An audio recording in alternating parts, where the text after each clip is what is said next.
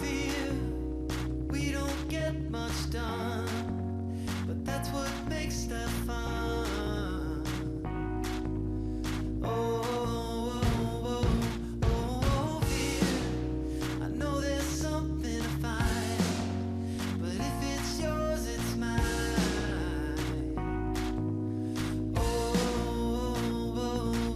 Can we do this thing without instant breakup? Can we do this thing without instant breakup?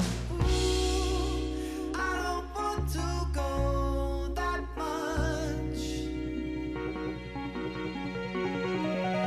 do this thing without instant breakup, never, never gonna move on when love's insane. If we do this thing without Hi, happy Monday. It's the start of the week. It's the start of the week. Oh, you know that old song. It's the start of the week. Start of the week. Oh. Welcome to the Weird Things podcast stream. I'm calling up all your favorite gentlemen. We're going to see what they're up to. Oh, Justin Robert Young has no answer. Andrew Main, there he is. Looking very inquisitive, investigative. Oh, looking very quiet. Oh, wait, he's about to sneeze? Ooh, ooh, oh.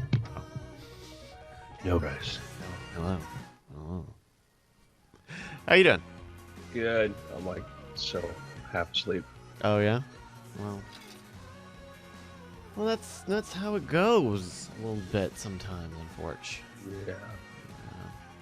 Went to bed early last night too.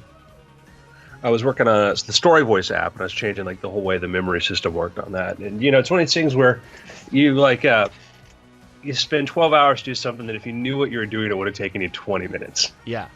You know. And then sometimes some of the advice out there is very conflicting, and you're like, oh, I'll do this, maybe I should do this. Well, when it changed, because you're using Swift, are you using Swift or Swift 2? Swift 3, Or and they're up to Swift 4 now. There we go. Okay, I was even... Well, and a lot of stuff too. It's like you're like, oh, because you have like 3 different ways to store on there. Mm-hmm. You can store in user defaults, which is generally where you store settings, but it's very easy to use. You can store effectively write to disk, which is a little bit more, but you got to put it in a file structure, or you can do what's called core data. Uh-huh. Yeah.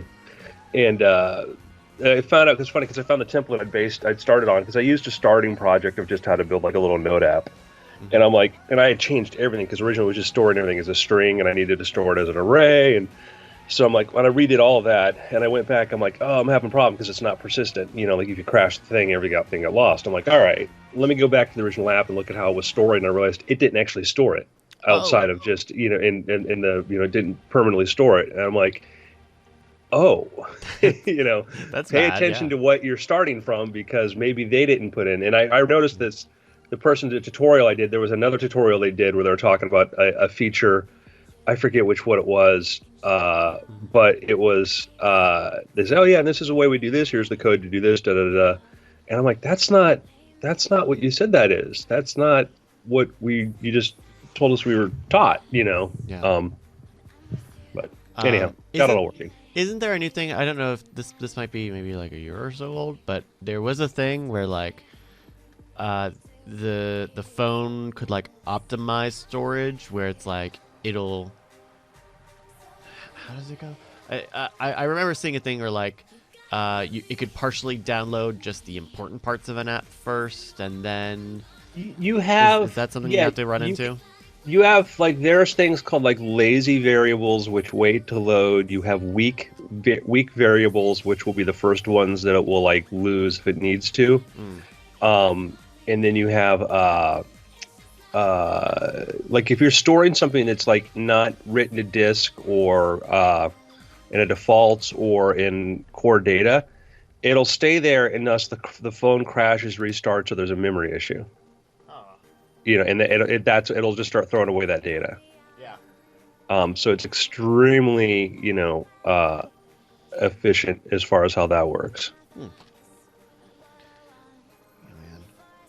I just saw the other day that I think the new version of iOS is going to implement new limits on like how often an app can ask you to rate and review it. Yeah, it's needed. Yeah. It's just I've given bad reviews to really persistent apps. They're like, hey, review us. I'm like, I can't even get this. Just review us. I go like, you're in 1 star because you're annoying. Well, And and like even if you say no, they will reset that when there's a new update because they have to do it because the updates flush out the reviews. Yeah. Well, now they're going to let you be persistent with reviews. You can say, good. show my early reviews. Oh, yeah. So I've got iOS 11 on here. Yeah? You like it? Yeah, other than, the typical beta, kind of Yeah. experience which you sign up fact for that when you get some. it is a beta. So Yes. you know. You're like, I'm like, oh yeah, this is why this is out here. So, yeah, a lot of redesigned stuff to like the App Store, etc. Yeah, they're certainly trying to improve discoverability. That's good. Yeah, I think I did the beta for the last version of iOS, or I guess the current one when it was beta. And I think I did it a little later maybe I did it like the second public beta or something, but it's definitely like a precarious thing because there will just be things that don't work. Yeah. And it's usually nothing too important, but when it is something you like need, then it becomes like, oh well, I hope that gets fixed. So they're doing something cool, like in the App Store, like autoplay. Oh, that's good. So when you're flipping through, looking at like apps and stuff, it'll Although, yeah, Amazon does that when you're which is annoying when you're like, just what's this movie about, and it starts to play like a trailer. Oh. It's like it's late. I don't actually want to watch this right now. Netflix does that too. That's what I meant. Netflix. Yeah. Thank you. Yeah. Okay. Hi doing, guys, Brian? sorry I'm late. Hey, man. I was about to get in the shower and then Bonnie called saying, I'm running late. take a shower. You gotta go tell Penny to run on up to the bleep blop and get the jeebie joop because it didn't hand off with the what it was. That really is the word of the week, bleep blop jeebie joop. Yeah. It's good to know if Bill Cosby gets put away. And, How you doing, Justin? I haven't talked to you yet. Oh man, it's been a challenging week with this. Kickstarter. Well, I mean, there's that, and then I've had these I've had like back stuff for a while, and like it's kind of progressed into like my leg, and it has just been a very frustrating experience. And I know it's because I'm just like a soft bag of wet trash that like, because I've never broken a bone and I've never like really had any kind of serious injury. But this is like just psychologically debilitating at a certain point when you just like can't do what you want and you can't get up and there's just a lot of little things that are, so I don't know. Aww. Like today was a specifically frustrating day and so now I don't know. Aww. That's where I'm at. But the good news is that I get to spend all day online with my friends. So I'm happy about that. There we go. yeah, I told you when I was getting that hip sort of pain from when I was sitting so long, Yeah. And I just started doing more squats and stuff and getting up, and that went away. But everything's different. Yeah, I tried doing more kind of stretches and squats and everything, and I thought, part of it was just getting out and being active and running and walking more, and that seems to have exacerbated things. So I don't I'm on medication and stuff, and I'm getting close to having to go back to the doctor and just be like, hey, what's up? But then at the same time, there's like, a lot of opportunities that have limited windows for this Kickstarter. So like, I don't want to. Clearly, that's more important than your health. I mean, it's not ultimately, but it's not too far away for the next 3 weeks.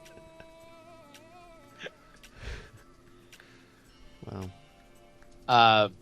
So that's the deal. If you want me to feel better, go back Action News, actionnewsgame.com. That's the only way. No. Ashley spent the morning kind of reading me the riot act about how I need to be taking my recovery more seriously, and so it's all stuff being worked on. JC Calhoun recommends just start sitting on an exercise ball. I hear that works. What could go wrong? Maybe we'll get a couple viral videos out of it. Yeah. I labeled this as cord killers. Oh, damn it. Hey Brian, do you know when we are on for the Scoops Fest thing? Yeah. Scoop Fest is, I want to say, the 21st, 22nd. Let me take a look. It is, yeah, no, 22nd, 23rd, but you don't know when in the day. Oh, do you? no, but I do believe your wife has Matt Donnelly's phone number. Yeah, someone was on Twitter or Discord the other day saying that they couldn't find y'all on the schedule. So On the Scoop Fest schedule? yeah. I know that we have only very recently sent them all the stuff that needs to be there to be on the schedule. So that's probably what that is, but we've been told we're on the schedule. Yeah, no, I have no doubt that we are.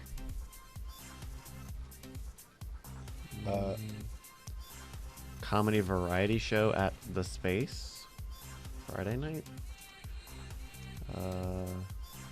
3 live podcast recordings, and none of those are night. Yeah.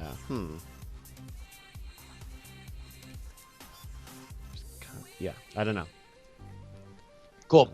Turns out there's a wrestling thing on that same weekend, and so depending on when we are rocking and rolling, was looking to double down on that with Dills. Dills would come out and come see the wrestling. Oh, that would be fun. Oh, that's in Vegas too? Yeah. Oh, wow. That's great. No, big weekend, because then also Same Sex Mary on Sunday has like a little like festival, a little like a bunch of bands at some dive bar that that is on Sunday. So jam mother effing packed. That's right. Speaking of jam packed, you were gonna have you on Cord Killers later today, Justin. Your rock block is. And we're going to pack your jam. Well, I started with doing the audio only politics show. Then I got this right into Hotline Monday to talk Spiderman. Then What's Spider-Man. Yep, I could understand Spiderin. I'm smart. and then I think I have an hour before Cord Killers, and then Cord Killers I'm gonna have to have a hard out at like an hour to go right into another show to talk about Action News. So I'm gonna be streaming it up right up until Ashley goes live at 7 local. whoa. Streaming and creaming. Wow. Double dip dreaming. Yeah, all right. Isn't that what the founding fathers said? That's right. That's the third That was the original draft, and then they were like, "Hey, can we make it more awesome?" And he's like, "Sure." What if we started adding rights? Nothing too far back. All right, guys. Andrew, how you feeling? Yeah, a little hungry. You know, it's going to get kind of warm here. The seat's comfy, but it could be a little bit better. Yeah. You have your West your Coast. air conditioning on? I've been getting all my LA friends are just talking about how goddamn hot it is. Yeah, I had it on right before. If I have to, I'll turn it on, but I'll leave it off for right now. Dude, I told you, I think I mentioned this before, but like legit podcast hack, just a bowl filled with water and ice. Keep your toes in it, and your blood's got to flow through there anyway. Keep you nice and cool. No sweaties. Or like those cool cuffs or whatever. It's interesting. I've got a lot of electrical down there, so that could be very interesting. I definitely had to stop and look and see if that was what Brian was doing today. It's not that hot here. Just say it. Just say it. Well, it's like the handcuffs or the warmers on the cooler on the wrists and all that. Yeah, I heard sure. about that. Those are like it's science. Those work, man. And in fact, as a life-saving measure, the reverse is true. When they pull somebody out who has hypothermia, they just stick one hand inside this this pod that's all warm, and then all the blood goes in, gets warmed out, and passes through the body. That's good. Bryce, you're right too. They stick them in the fire Just to put teach them them not to go out directly in in the a cold. fire. That'll teach you. Just an oven kiln. Just I mean, plus once it's cooked, it's like that's less flesh you have to take care of, right? Yeah. All right, guys. You want to do the show? Yeah. Yes. Hey. Are we taking a vote? Ready? Alrighty then. Take it away in 3, 2, 1. Welcome to the Weird Things Podcast. I'm Andrew Main, joined by Justin, luxurious locks, as he strokes his hair in front of us. Oh, man, I'd be doing that, too, if I had a funded Kickstarter campaign like actionnewsgame.com. Yeah, man. Thank you. You can go ahead and check it out, actionnewsgame.com. We are funded, but we got 1 million miles to go to kind of make the game as amazing as we want it to. So go ahead and check that out. Our next stretch goal is at 750 backers. So tell your friends. Yeah, it's just the start. It's of course they were going to get the first part funded, but it's really the long game, folks. The long game, and it's a wonderful, fun game. And if you want to stay on the right side of weird things, not have goblins infest your house, just saying, possibly. Or if you do, we'll give you the choice. That you heard is none other than Brian Brushwood. Heck yeah, man. I'm just obsessed with the idea of starting to call Justin Robert Young Luxy Locks from now on. I think that just has a ring to it. Yeah, I don't know. Like I normally don't have the long hair. I've been keeping it short for a while now, but I had to grow it out for the Kickstarter video. But it's starting to literally and figuratively grow. This on me. might be the only moment that I have to do this. Now that you have that luxurious salt and pepper, long gray and black locks, and you have that mustache, is there a chance we could? This might be the single best moment in your life that we could get your impression of the Albert Einstein smiling poster. Oh, is he sticking out? It does look like a young Einstein. Oh my gosh. Oh no! It's got his tongue's got to go all the way out. He's like like that. It's pretty good. Pretty good. All right, there we go. Oh, should I do it full screen for the shots? Yeah. If you can, open up the photo for reference too. Oh, yeah. Wider. All right, you look like somebody's like cajoling you. There you go. He's happy. He's got joy in his eyes. You look like here. It's pretty good. Good job. Oh No way that photo will get abused. man, that's good science, people. Hey, you know what it is today? It's weird creature washing ashore, showing up in your backyard Monday. Oh my goodness. Nice. I heard some chit chat, kind of like going to homeroom at third period. I just heard some chit chat, and I don't remember what it was, but everything you're saying is ringing bells. I think I heard some stuff washing ashore. Well, there's wash ashore, but let's start with backyards. All right. I'm going to show you something. What is this strange animal? Headline: Man captures unique creature tearing up his grass. Before we get to the explanation, I want to show the photo of this, and I didn't even send it to Bryce because I know that he'll probably find it faster than I can email him. So the headline: This man was trapped. A strange animal is tearing up his grass and now wants some help identifying and finding the creature a new home. I don't know what it is, he says. And then he goes on to say, we're going to take a look at this thing. I will tell you this. It's adorable. It looks somewhere what? between a possum and a fox. Is that a weird thing to say? This is weird things, Brian. Well, I mean, it's got a possum-like stocky body, but I can't tell if it's a marsupial or a mammal. The face is distinctly fox-like, though, and it appears as though. Does it have a ringed tail, or is that only in the picture-in-picture inset there? On the picture-in-picture inset. That's just the inset. So wait. So there's a video of it. on Q13 Fox, and if you go to that link, you can see this thing, and it's adorable.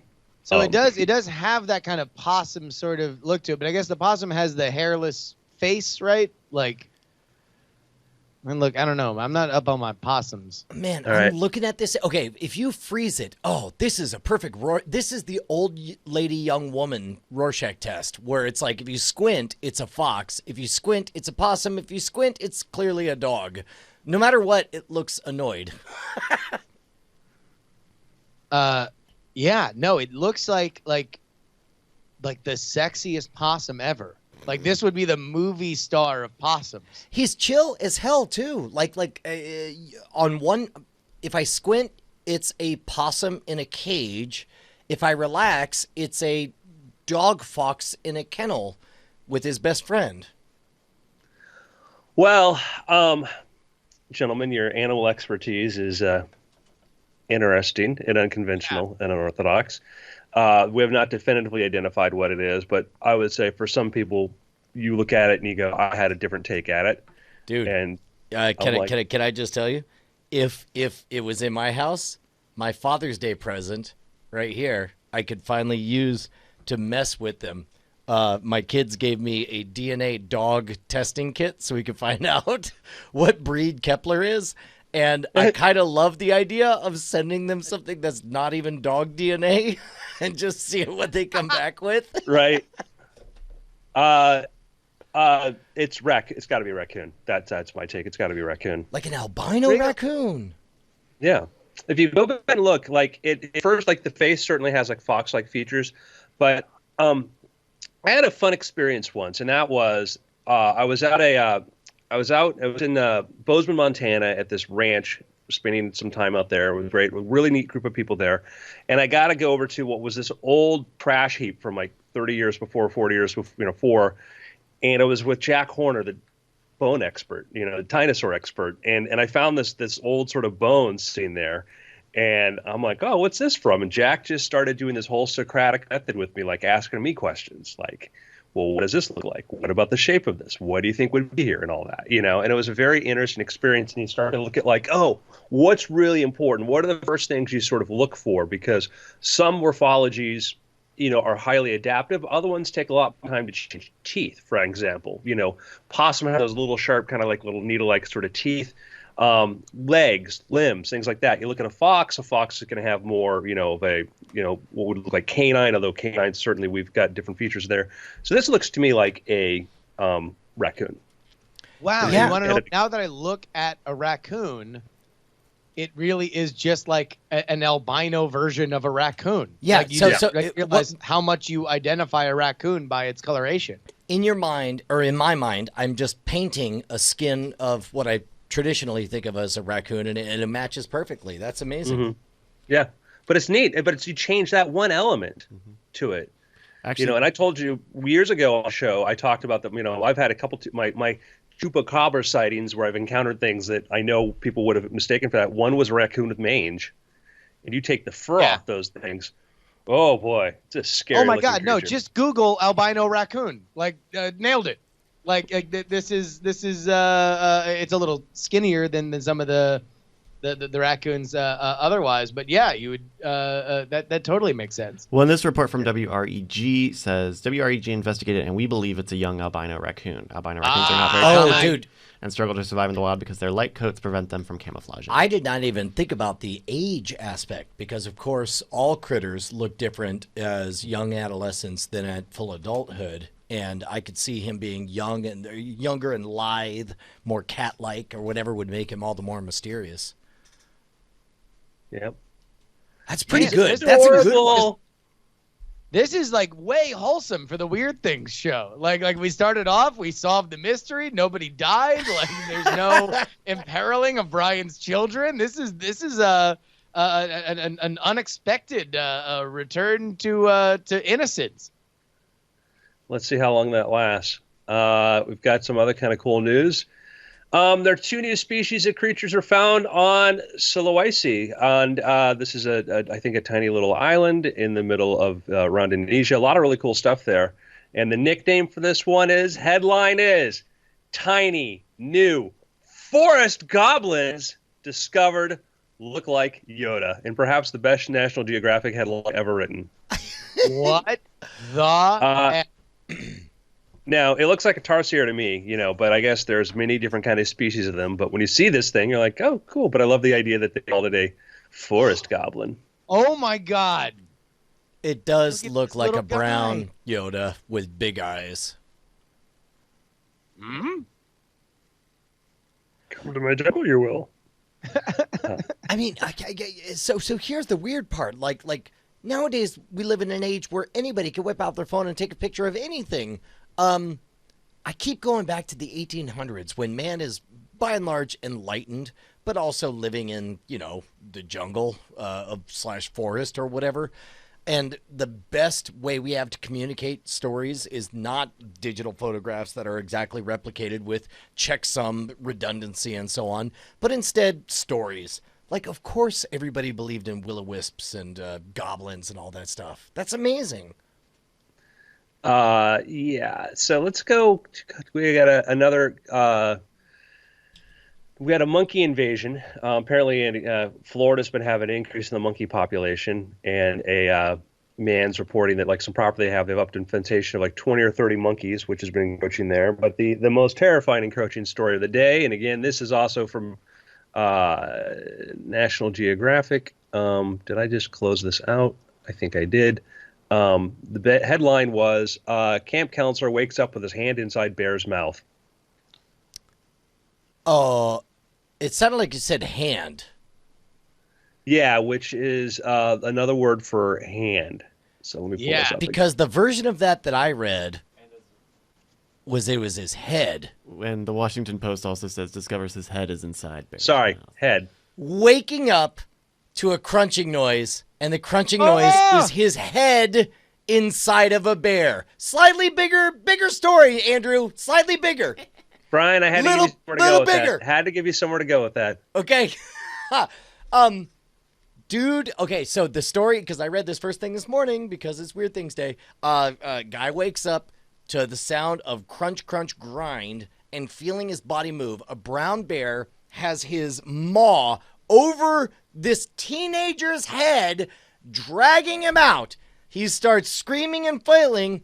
Rest of everyone wakes up and apparently makes enough of a ruckus to distract him, and they eventually chase off the brown bear. He was treated for substantial injuries, I guess. I don't know. Non-life-threatening injuries. Non-life-threatening injuries. So let's read the killer quote here. This is from David Garcelis, a wildlife research scientist with the Minnesota Department of Natural Resources. It sounds like a predatory attack. I assume the bear was intent on killing and eating that guy. He went on to explain that bears are typically weird people, and it's likely the bear was trying to drag Dylan away from the other campers so it could more easily prey on him.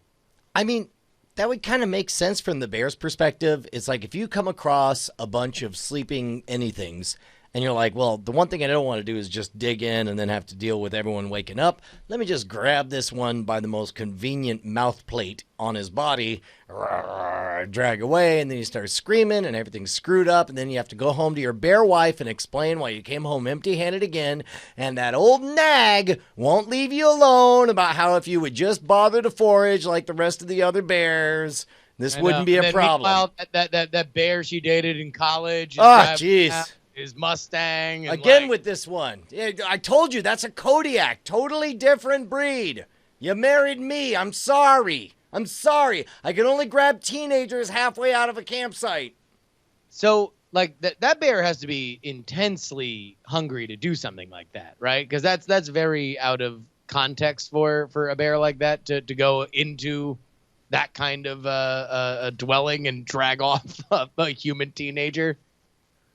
So it's, my new book coming out this October, The Naturalist, which features, the focal point is bear attacks or perceived bear attack. Had to do a lot of research into this, and you find out how exceedingly rare they were. But there has been this recent uptick, and, human populations have been doubling.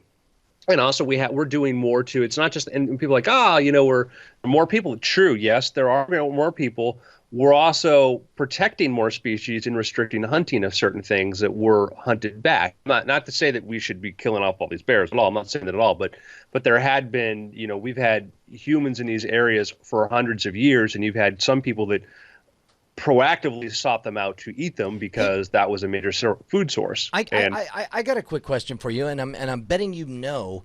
I know two things are happening. On one hand, populations are exploding, but on the other hand, humans are racing into the cities, to depopulate farms and all this stuff, which is happening at the faster race. Like, in that regard, are there fewer peoples per capita in the unpopulated areas than there were in the 1800s or so? I would imagine there's more people than there were in the 1800s because there's so many more people now. But what happens is you take certain places but people might be, take a place like Colorado or other places like this, is, Colorado has an increasing population. I don't know. This was Minnesota. I assume that Minnesota is probably one of the places that remain static or have declining. But when it comes to people going camping or going outdoor, there might be an increased density. But it's a very good point. Is that like, some of these places where they've been happening, it's places where it's not, it's not the same as saying, oh, there are more people. Like, there's not. Are there more people in that area, or is it because we're cutting back on? Not to say that there would have been more encounters had we been hunting them back. Not to say that, again, I'm not making a claim that therefore we should go hunt them more. But I'm just saying that there was this other limiting factor. That was I get into discussions with friends and they talk about like bringing back animals or areas and stuff and, repopulating. I'm like, the one thing is you probably need to allow hunting to some degree because there's always been hunting in many of these areas for hundreds of years. Yeah. So unless you're trying to go to like a man environment. I wonder what the future of that is. Like if we evolve to a point where we, meat becomes less of a thing. You can make that on your 3D printer or whatever. Like what the future of just incapacitating animals is. Like whether or not it's just at some point we come to an understanding that it's like, yeah, we should just always carry these laser tranks. Right. What?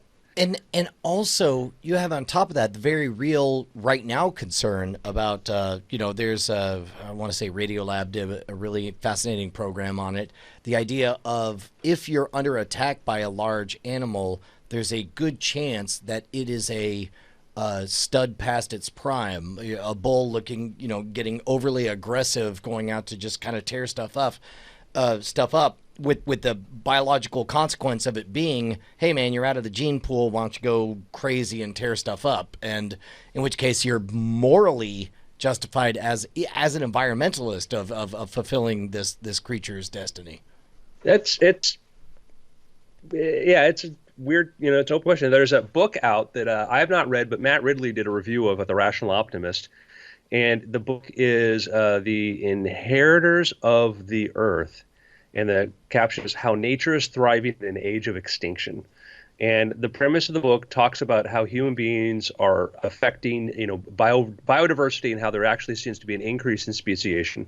And it's a very counterintuitive sort of premise, but the idea is that talks about how there are, many, many more species there were now, while we're sort of assuming that we're going through this period of like, some people want to say that we're going through this big, huge de-extinction or this extinction event or whatever, but he makes the argument that this is basically a sixth genesis right now because you have, as we've been changing the environment, animals have been adapting tremendously. And you see that in examples of things that you never even think about, like sparrows, right? Sparrows, we like sparrows.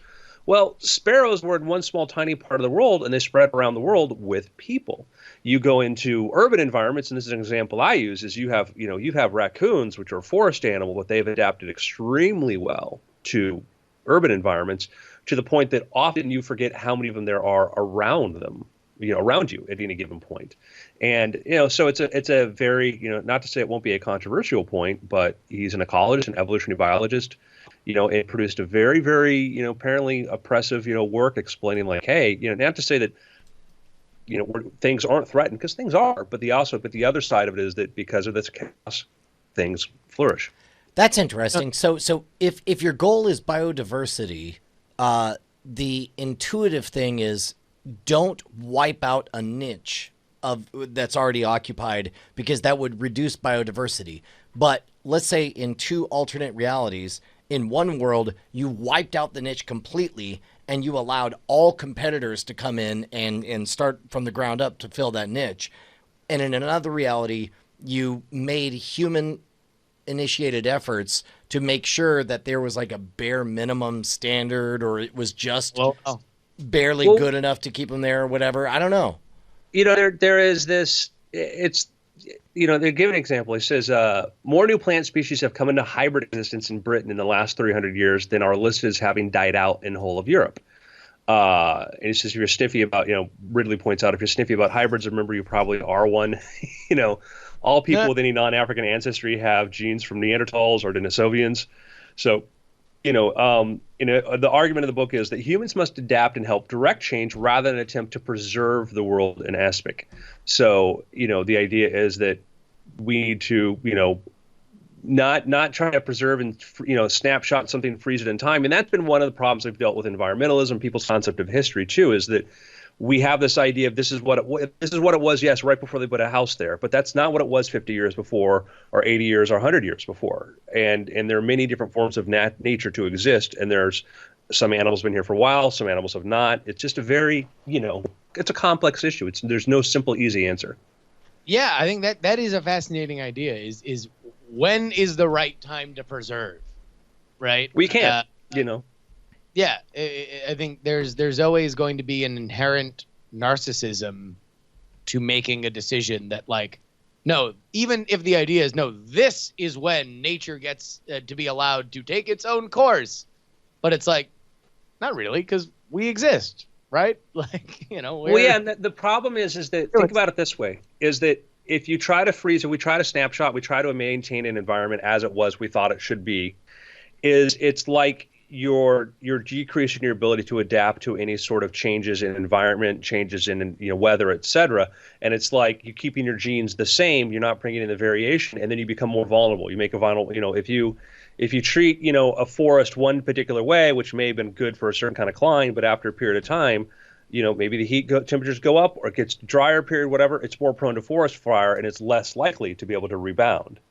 You need that variability. Sure, that's the argument. I'm gonna use this phrase. I swear it's unironically. The argument against old growth forests is that they tend to be drier. They tend to have cleared out everything underneath. So when they do burn, as many forests do in a natural way, they are totally sterilized because you don't have all of that fertile stuff that makes it easy to regrow. Yeah. Yeah, so speaking of the growth of the species, this was a story I teased last episode. And there's the story of humanity's spread is fascinating, because we fall into this sort of idea of we have a particular event, we have something we look at, we go, okay, we know this, we have pretty good, we found these bones here. We have very good data about when this comes from. There's 100 different forms of radiocarbon. We can put this here specifically. We put a peg on the map and say, or the timeline, and say, this is here. This is the strongest evidence here. Before that, not so likely. We think we have a really good point. We like absolutes. We love absolutes, both in physics. We love it in history. We love it in anthropology. We love it in genetics. We love these things. But you have to increasingly learn. You have to embrace the idea that, science is tentative. Science is provisional. Science is, we think this is likely to be true. And an example in history and anthropology was like what was Clovis. Clovis was the oldest site of human habitation in Americas. That we thought, like, this is the point where we oldest site. Now, we knew people were there a little before, but we didn't think a lot before. I think it was like in New Mexico, right?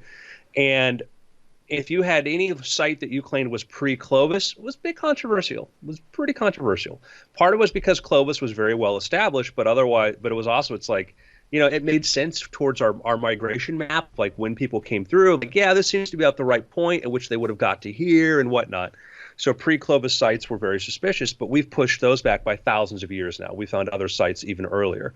And now we're getting into this very interesting genetic age where when we start looking at the DNA of what's going on, we're getting some very curious sorts of things. And we talked about this before, and there's some more evidence of this, there was a story about, people found, I think out here in California, a site where they think that they found evidence of, like, this was a gosh, like a 20,000-year-old site that they thought humans were here, which is like more than 10,000 years before humans were going to come to here, to the Americas, which was super controversial, super controversial. And the evidence isn't enough to say this is true. It's worth saying this is curious. And now we have, in looking at Neanderthal DNA, while fossil DNA scientists are piecing together a picture of humanity's beginnings, an origin story with more twists than anything you would find at the movie theater has emerged. The expert consensus now is that Homo sapiens evolved at least 300,000 years ago in Africa. Only much later, roughly 70,000 years ago, did a small group of Africans establish themselves on other continents, giving rise to other populations of people today. To Johannes Krauss, the director of the Max Planck Institute for Human History in Germany, that gap seems peculiar. Why do people not leave Africa before, he asked in an interview. After all, he observed, the continent is physically linked to the Near East. This is, by the way, from New York Times. And part of the answer to that question had been is we thought that we were sort of trapped because of like climate, like between these very, very dry and hospitable spots. But that can vary. And so now, it's been a struggle for a long time to try to understand this. And the oldest bones of Neanderthal-like individuals were found in caves in Spain over about 400,000 years ago. But now, here's when we get to the point here. They're looking at the DNA they've been looking at some genetic material of Neanderthals, and they're finding genes that look like they're Homo sapien. Wait. So go on. They're looking at what they think would have been further back than when humans have been established for having gone to Europe or the Middle East and intermingled with Neanderthals. And so now they're pushing this back that they're looking into examples. So you had about 450,000 years ago, there was a common ancestor that split into humans. One led to Neanderthals and the Denisovians. And the Denisovians are sort of very, very new. They're one we're just learning a lot about, but they're, contemporaneous to Neanderthals.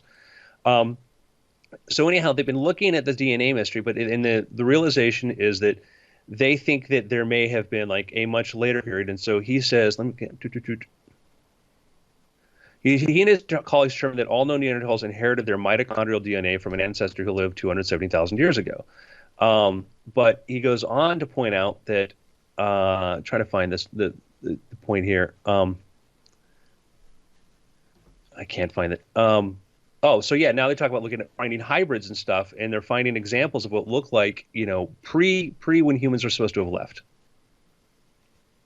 So you're saying that just all of the estimation methods previously had just picked the wrong number, or is this like some other vector by which they made it to the same spot? It's the point at which it's not that they're wrong. It's just that you have evidence to say that we found a point here where we found that that we find humans we find Neanderthal DNA in our bodies, right, in us, and we can sort of spot these points at which that sort of came out. Sure. Now what they're doing is that they've been looking at Neanderthal DNA and finding evidence of human DNA, and some of these sort of things appear to have come from way before. So we've tried to find the passage here. That's insane. So wait, where is this being discovered again? Let me get you that. Sorry. No problem. Read it really quickly. Feel free to talk. Yeah, I think that's the just the understanding of exactly how biodiverse like any humanoid kind of species was. It's just always so interesting to me. So out of nowhere, can I bring up the fact that like when I was a kid in school, I was taught that speciation, one species being different from another species, was completely defined. It was defined. There was one definition. Two different species can't make a baby together. And then I got a little bit older and I find out about stuff like donkeys, right? Or it's like, well, it's half mule, half horse or whatever. And they're like, but don't worry, it's cool because their offspring is sterile. So even though they're producing another one, the one they produce does it. And then you start hearing these edge cases of like, okay, maybe they're not sterile. Maybe gender is a spectrum. Maybe everything, I mean, it's like, it is shocking to me how simple and black and white everything was taught to me 30 years ago and how wrong all of it seems to be nowadays. I mean, isn't that all? Isn't that like the whole of human knowledge? Like, not to get too meta, but like there's kind of a guiding philosophy in my life, and part of it is to excuse laziness, but the other side is just like, isn't everybody, with the exception of like the transcendent thinkers of our age, like isn't what is thought to be like well-read common wisdom kind of always just laughably poop in like 50 years? Well, and what's funny is I think I'm dovetailing into this nicely, but the first hints that everything I knew was wrong came to me 20 years ago when I was in college, and the idea of fuzzy logic first got introduced to me. The idea that it's like, hey, define a table, and then you picture a table, and you're like, okay, well... Yeah. Now imagine Jesus inventing the table as he did. All right. That's a specific cultural reference, but beyond that, like if you at what point does a table become more chair-like? At what point does a table become more end table-like or coffee table-like? Or at what point does a table become a tower, just a full-on tower? You would never call it a table. So to that's why this all of a sudden, if you're trying to scan this thing, it gets really confusing. So what is it? So the story we know, or we accept right now, is we had the offshoot leaves Africa, spreads out. It's proto Neanderthals becomes Neanderthals and Denisovians. They split, right, and you get Denisovians kind of way off in sort of parts of Asia, whatever. If you have Asian ancestry, there's a high chance that you have Denisovian ancestry. Neanderthals go to Middle East and Northern Europe, and that split happened something like about 400,000 years ago or so is when roughly when that sort of split happened. And then we can look at the DNA, identify the differences, and we can find humans that later came from, humans left Africa, and the prevailing thought was humans left Africa about 70,000 years ago. The problem is that they were looking at some of this DNA is, several 100,000 years old. And they're looking at this saying, wait, this kind of looks Neanderthal-like, or this kind of looks Denisovian, so we maybe have an idea where the split, so this could have been a hybrid, but then they find evidence of human DNA in there. And so you have three, we'll call three people, they're all humans, but we'll say humans, Neanderthals, Denisovian. And evidence, it puts a date, and this is finding stuff of, this is some points, like they're looking at, trying to give you an example of where some of the places they're finding stuff from, but they're finding in far reaches that we thought were Neanderthal only or Denisovian only, that they think it may have been 270,000 years ago. African humans closely related to a group very much like us, but not Neanderthal, not Denisovian, moved into Europe and interbred with the Neanderthals, and their DNA entered the gene pool there. Okay, this is interesting. Picture this. This is all making me think that an awful lot of assumptions that have been made up until now might have to do with just a poor data set. So let's say the world gets flash frozen and a nuclear bomb goes off, and somewhere dog people land, and all they care about is dog-looking skeletons. And let's say they only get 3 dog-looking skeletons in the entire planet. One a Chihuahua, one a Great Dane, one I don't know, the other type. There's only 3 types of dogs. And Peggy. Yeah. Yes. Exactly. So it's like it could be understood why they would say, well, there were 3 different types of dogs, and they never interbred because we don't see any way that all these things go. They're clearly different species, and then yet at a genetic level, all of these breeds are straight up the same species, right? Yeah, it comes down to, for us, it's understanding when we fall in love with sort of the linear line. The line splits here, the line splits here, and we kind of forget the lines come back and remerge, and that makes things complicated. We like the idea that it's the classic cladogram. This is this, this is this, this is this. Like, it gets very fuzzy, and sometimes the morphology looks very similar. The bones and all that look very similar, but there's a lot going on internally that you don't see, that we don't know. And we have to sort of get out of that mindset, and we like to, this is a thing, this is a thing, this is a thing. Everything's a hybrid. Everything's a hybrid of something. And everything is a mutant. So what happened is we had this sort of narrative that we loved, and we loved, even science. We love dogmas. We love dogmatic. This is the way it was, is, hey, we have these pre-ancestors, they split off, some left Africa early on, became Neanderthals. And then 70,000 years ago, we left, and then we joined in Europe and got along really well and saved some of the genes, but the Neanderthals died out. Like, okay, great story. Like, okay, well, what about this other weird DNA over there? Like, okay, now we have enough evidence. Okay, there's another group called Denisovians. Okay, got it. Well, now we're finding some other DNA that seems more closely related to human DNA, the Denisovian or Neanderthal DNA that's in their DNA. Now it's like, but we thought they only went 70,000 years ago, and now this pushes it back. And they found human-like fossils in a cave, and this was in I want to say, let me pull this up here, in Morocco. And so this is just real recent, last month. So a Moroccan cave with 300,000-year-old fossils, and this was a region that we did not think humans were there. We thought it was 230,000 years later, a quarter million years later, that they came. So a quarter million years before we even thought they were in that region. We're now finding human-like fossils there. Man, if the headline is humans, not as smart as we think we are, then you'll get no disagreement on this end. But it's no. I think the fascinating part is that I bring up, like, I had a story I wrote, which was the idea of, like, what if you had a human migration 120,000 years ago when we had what was called the Eemian period, which was warmer than it was today. It was another period. It was an interglacial period, and the ice caps would have been retreated. You would have had a lot of great land, places to live like that. And it's entirely feasible. You could have had Mayan level, Roman level civilizations could have emerged in that 10, 50,000 year period there that you had during the Eemian period. And then as the Ice Age as the interglacial period ended and it came back, that would have ended up being under ice for 100,000 years. And that's the thing. Is like what's that?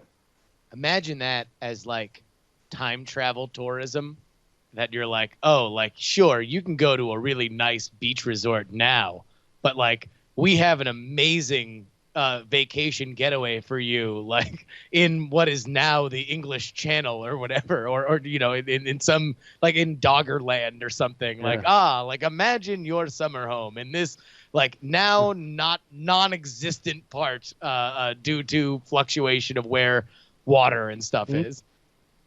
That's like, yeah, they do, like, it's kind of a classic sci-fi premise. You go to Pompeii right before Pompeii explodes, or you go there because it won't leave any evidence that you're there. Oh, yeah. And, well, except for that one dude who got caught cranking it. Yeah. But there, for the grace of Zeus go I.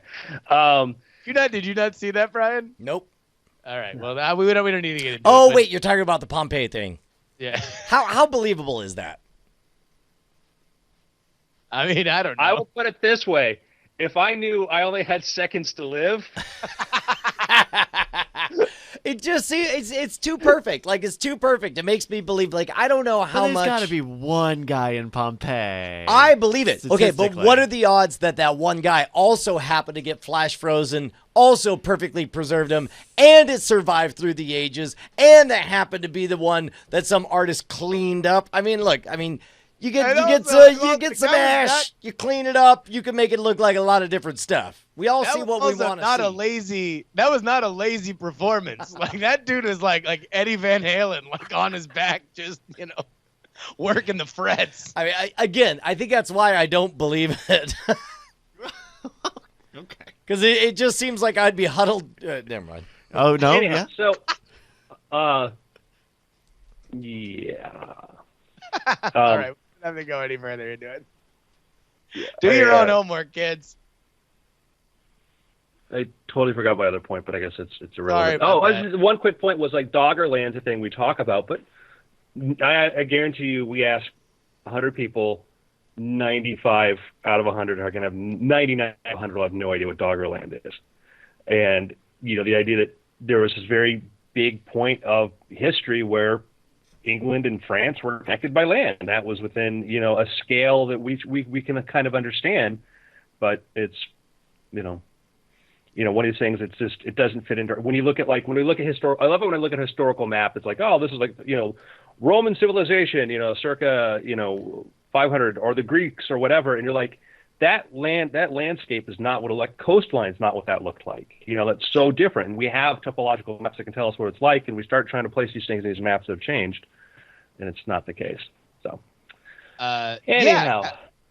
And just in case, somebody didn't hear yet, Doggerland was the connective landmass between England and France, and I think I don't know. It's one of those things where, even now, you look at like travel magazines and stuff and you're like, oh, well, the counterintuitive thought is that like all these places that are really cold during the winter are really beautiful during the summer. And it's like, that'd be great. Just find like the 10 best vacation destinations throughout the economic ups and downs of our Earth. That would be amazing. Yeah, I'm all for it. And history's cool because it's full of surprises. It's also full of surprises, the Weird Things podcast. Oh my gosh, if only there was some way that you were able to help keep the Weird Things podcast coming. Loud, live, and independent. Surprise, listeners. Give us money at patreon.com/Weird Things. Not only do you get the our After Things podcast, and you get your own RSS feed, which I have to say, the work that Patreon has done on their RSS feeds is really exemplary, and you see it with what SoundCloud the issues that SoundCloud is having now, and they're like cutting back. Wait, I actually don't know the issues on SoundCloud. What is this gossip story? Well, it's not a gossip. Anybody, if you were an employee of SoundCloud in anywhere but I think like London and Germany or New York and Germany, you no longer have a job. They cut a huge part of their workforce. I think they were hoping to get acquired at a certain point or raise like an emergency round of funding. I think they wound up getting credit just to stay afloat, and that cushion is now gone. So if you depend on SoundCloud, and I think a lot of podcasters do, or listeners do, and I know I use it, it's something that you want to keep an eye on. But meanwhile, Patreon's really, really, really figured out a lot of tools that I would have loved on a service like SoundCloud, and now to be able to work it into a platform where people can support it, and I know for other Patreons, you can have stuff at certain levels where people can get it. It's just great. It's something that you would have assumed people would have built into a platform like this before now, but thank God Patreon did it, and you can reap the benefits by getting your own Patreon RSS feed in your RSS feed reader if you go to patreon.com/weirdthings. Well, you have to do more than just go there. I mean, but you got to donate. You got to give us a couple. Although maybe that's how we take down Patreon, is we replace it with a new service where just the fact of you showing up makes us money. We tear down the thing that is paying. Yeah, but I mean, just imagine a better thing. Invent money. It's a new service called Blink Twice and We'll Get Paid.org. And then all you have to do to get us paid is blink twice. We're working on it. It's not there yet, but we're taking. I mean, as long as we're waiting on it, you might as well, in the meantime, go to patreon.com/weirdthing. So here's what you do. Yeah, you just go to Brian's email and send him your bank account number and your routing number, and he will make sure he only takes money when you blink. Pretty sure, give or take. Yeah, I mean, come on. You're going to get a little hair in the sausage.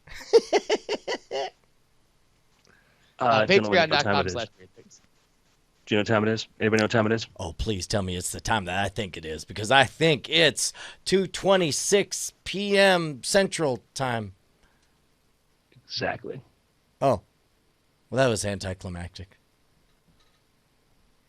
Well, Brian, maybe you're going to wish for some anticlimax when you find out what's in store for you. And we're not even going to get into what's in store for Justin because we're going to have to wait a little while longer to find out. But, man, this could be the last days of Journey Quest if these guys don't survive. And that's Journey Quest!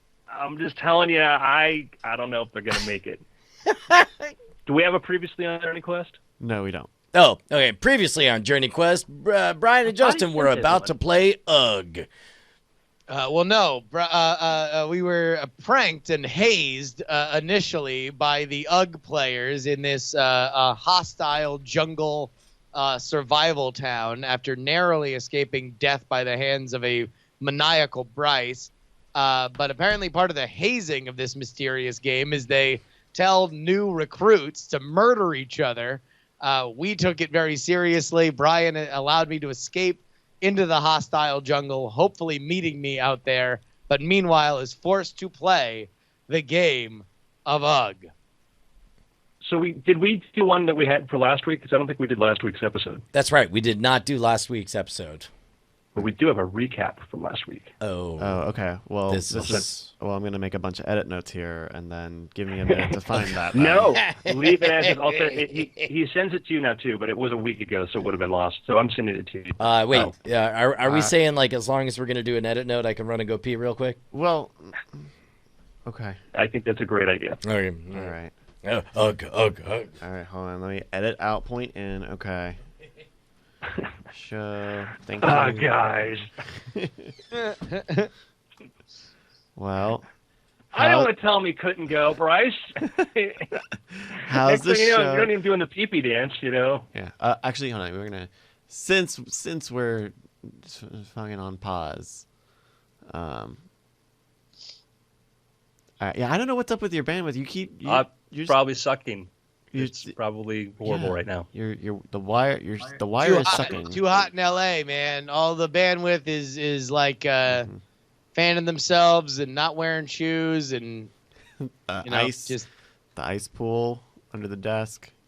the one thing that the heat wave in LA has given me is constantly harassing our friend Katie Dirks, who just delights whenever I say anything for which she can revoke my Florida card. And so I caught her on Twitter complaining about 104-degree temperature, and I revoked hers. Gotcha, Katie.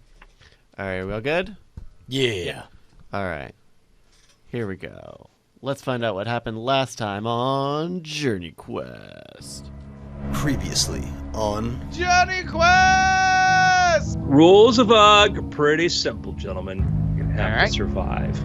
I'm not playing these games. I'm not. Either we die together or we both get out of here. You're damn right. The worst part, he's suffocated on this stump. You run out into the field and you freeze.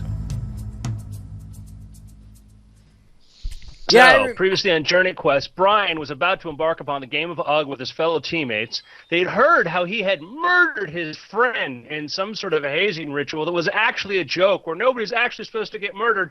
So now they know Brian is totally legit, hardcore, and he is the leader of the UGG team as they embark upon the field to play UGG. That's right, man. What was their name for me? Something Fist?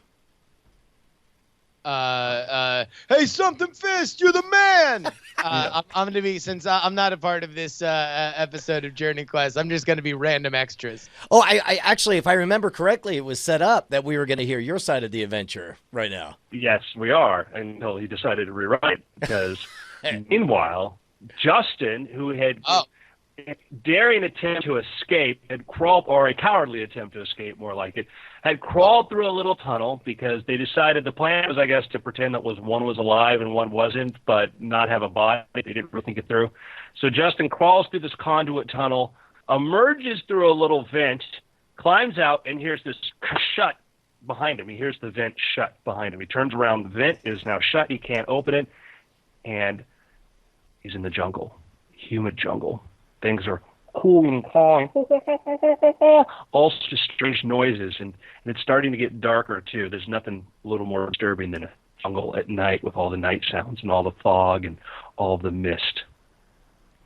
What's your first impulse, Justin?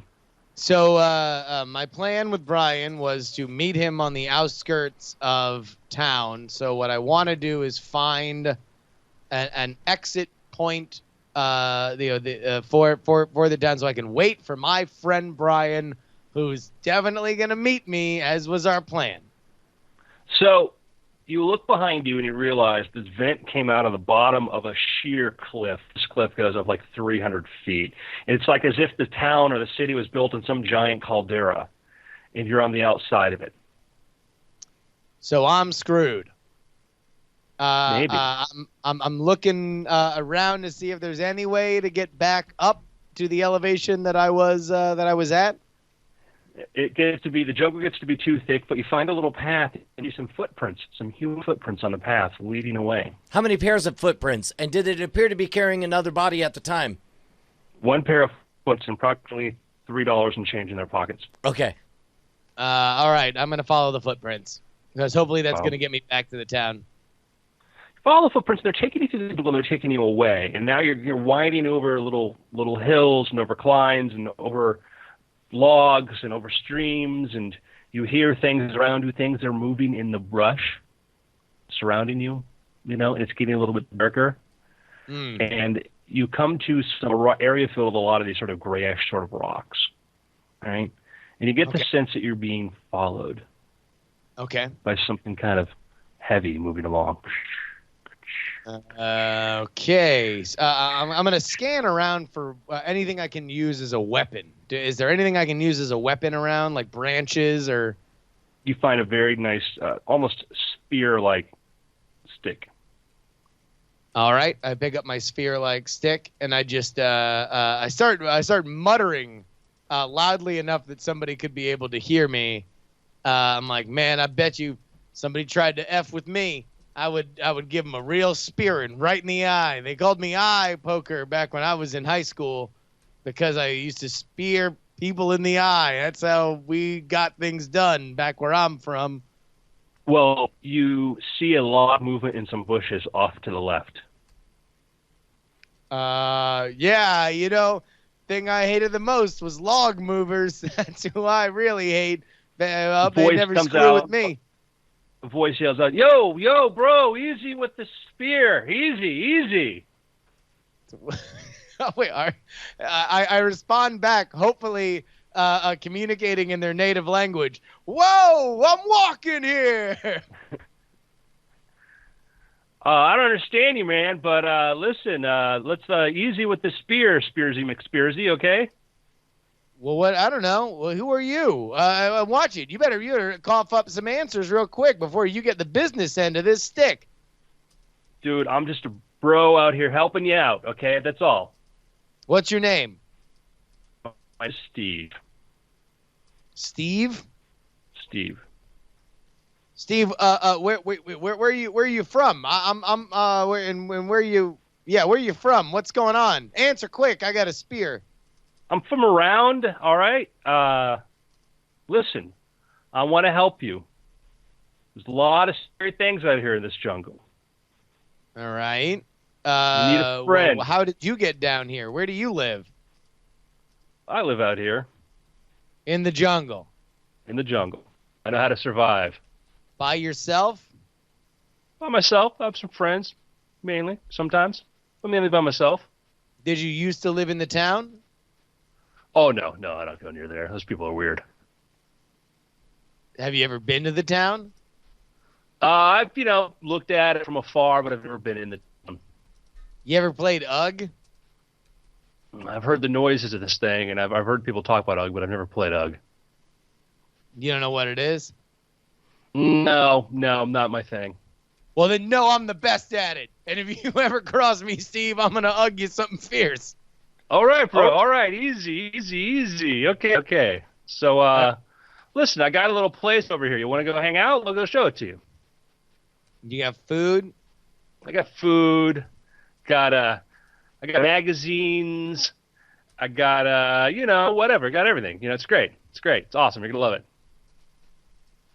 All right. I go with Steve. Now, you haven't seen Steve yet. That's the thing. Steve is still hiding in the bushes.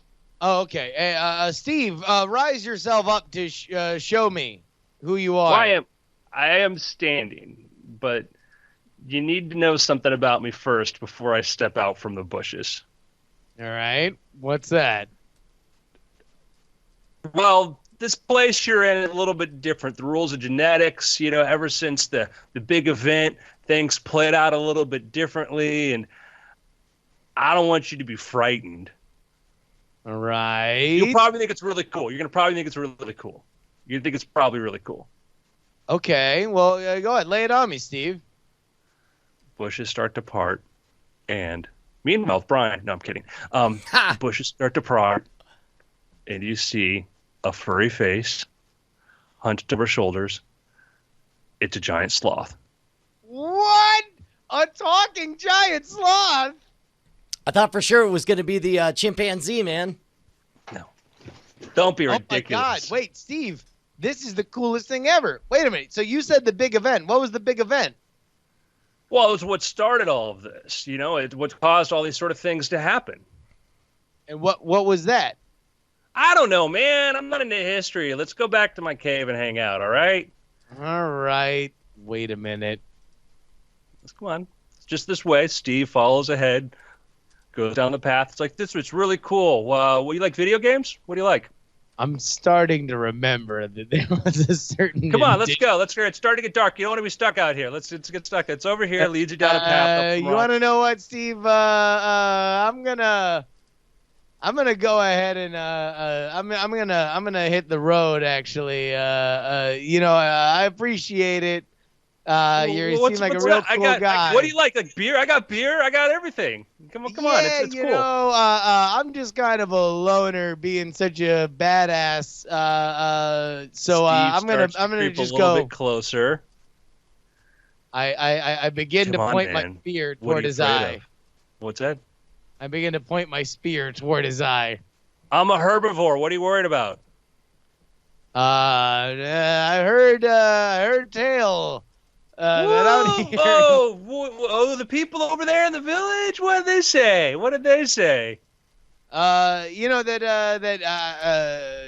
There's a lot of disease out here, and I should stay away from other animals. I'm clean, man. I'm clean.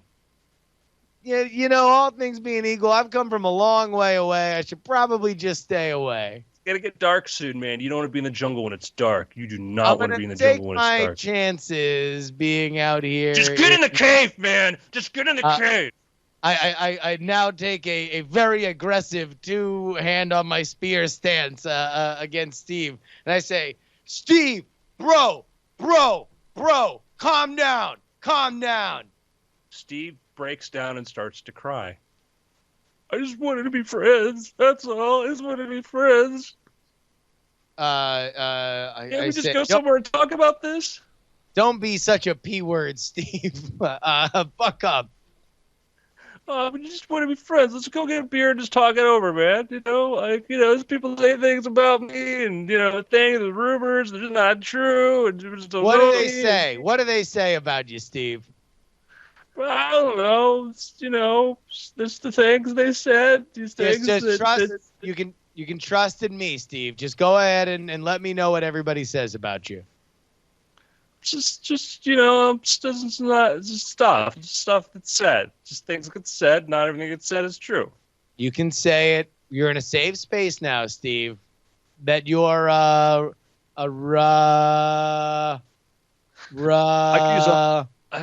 could use a hug right now. I would prefer you say it out loud before I come. I'm talking about. I don't want to talk about this right now. That you're Ray. I don't know what you're saying, and that's just not right. And if you say that out loud, I'm going to get an attorney. Ray of sunshine? Was that what? I mean, I don't know why you'd be ashamed of being a ray of sunshine. It's what people call your name, man. Anyhow, all right, fine. I'm going to just go back, and I'm going to just drink the beer by myself and hang out by myself. It's fine. All right. Hey, which way to civilization? Find it yourself. So Steve turns around and starts to walk away, kind of looks over his shoulder. Really good beer. It's really cool. It's really cool beer. Could have had fun. Could have had a lot of fun. Oh, God. When I look out into the wilderness, is there any other sign of a clearing or food or anything? No. Unless you want to eat just jungle. Got a feeling that the game master wishes me to follow Steve. I say, Steve, all right. Listen, I'm going to put all the cards on the table. I don't know what the issue is. All I know is that I was told that in the wilderness there are rapist sloths. What? We're not even the same species, bro. Oh, that's just So who said this? Who said this? Who knows? It's another guy I met. I didn't know him very well. So here's the deal. I am going to follow you, and I'm going to get food, and then I'm going to leave. Cool. We can Totally hang cool. out, but if you make an aggressive move toward me, I will kill you. Oh my god. Dude, bro, I'm a sloth. What's aggressive for me? I move like 2 miles an hour. It's all cool. All right, so I begin to walk towards Steve's lair. All right, your walker is like, no, dude, you gotta understand. We gotta go up over some. It's gonna get kind of we gotta go over some tree stems and things like that. And you're not a good climber, so just get on my back. You want to know what? I'm actually a better climber than you might think. So I'm gonna go ahead and just climb by myself. Just get on my back. It'll be easier. It's a special way. You might get lost. If just climb on my back. Just climb Steve, on my back. Immediately upon trusting you, you are rewarding me with nothing but very uncomfortable decisions I have to make, and I don't appreciate it. How about I try to climb by myself? If I can't do it, then I'll let you help. Fine. Just trying to help out, man. And so he takes you. You go through some trees that are like very, very sheer and very hard to climb. Big trunks. He puts his claws in, starts to climb up. You try to shimmy. You can't even climb up. So like looks down and you're like, bro, Steve. how you doing, bro? It's fine. You're good. You got this? I try to. All right, Steve, come on my back. back. You're The right. safest Let me get place on your you can back. be. That's it? Yeah, Steve, you were right. Come on back. I'll get on your back. All right, to be on the back. He whispers. Oh, God damn it. Start climbing. He's holding on to his fur. Keeps looking back at you. You're going to like the hideout, man. It's really, really awesome. It's great. It's really, really fun. It's going to be a great time. And he's giggling to himself as he climbs higher through the tree. All right. I continue to not make eye contact. I'm looking away, and I'm just commenting on other things like, man, these trees, right? Man, crazy trunks on these trees. Trunks, yeah. Big, strong trunks. You know. Oh God. Man, look You how reach into the separate they plateau. are. These separate trees, not near each other. Mm-hmm. You reach a little plateau. You're still on his back, walking along. Like we're almost there, man. It's gonna be a great time. It's gonna be great. It's just us hanging out. And you hear another voice go, whisper, don't go there.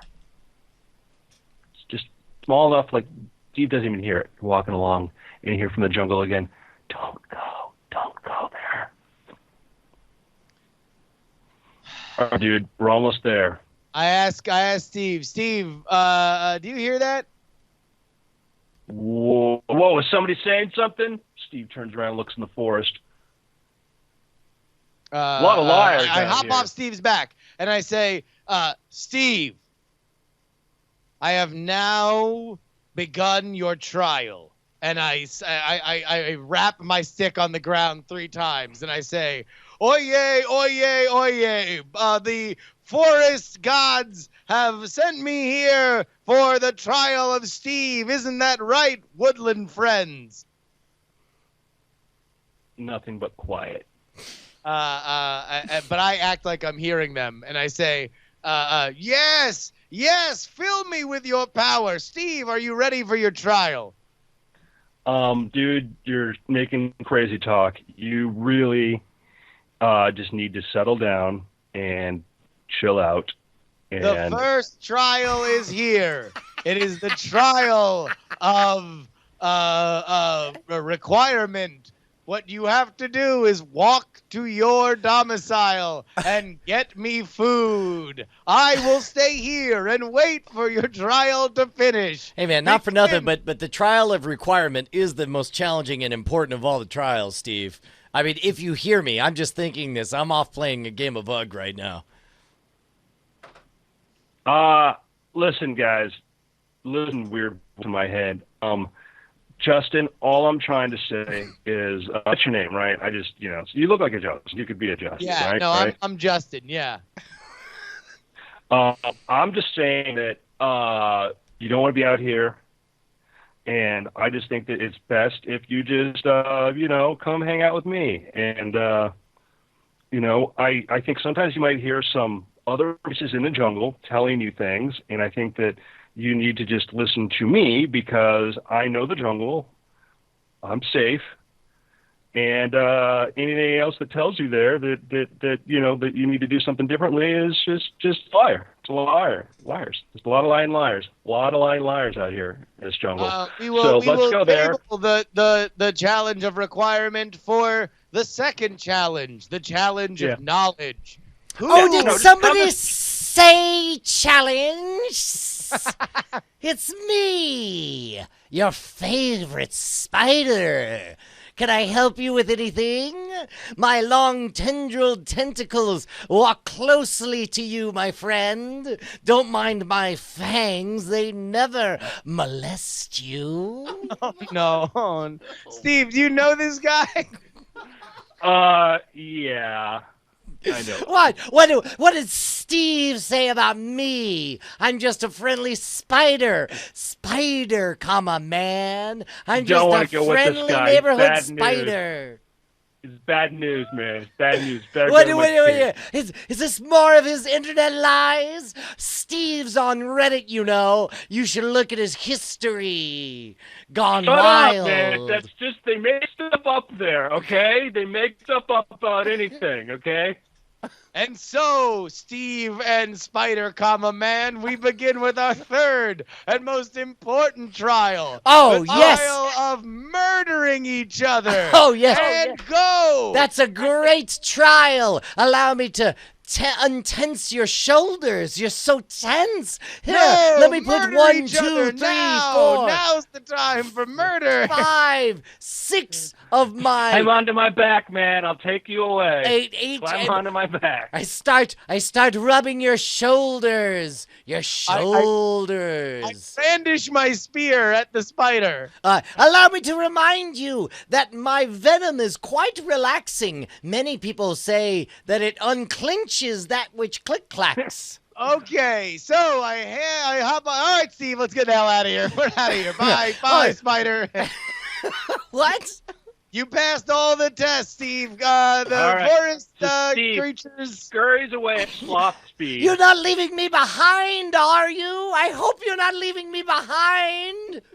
That guy's weird. Let's keep going. You go through a little valley. I hear the spider through the jungle. Screw you, tease. Finally, we come to a crevasse. We go through there and then into a crevice and into a tiny little passage. It's just wide enough. Steve's like, you go first. Oh, God, no.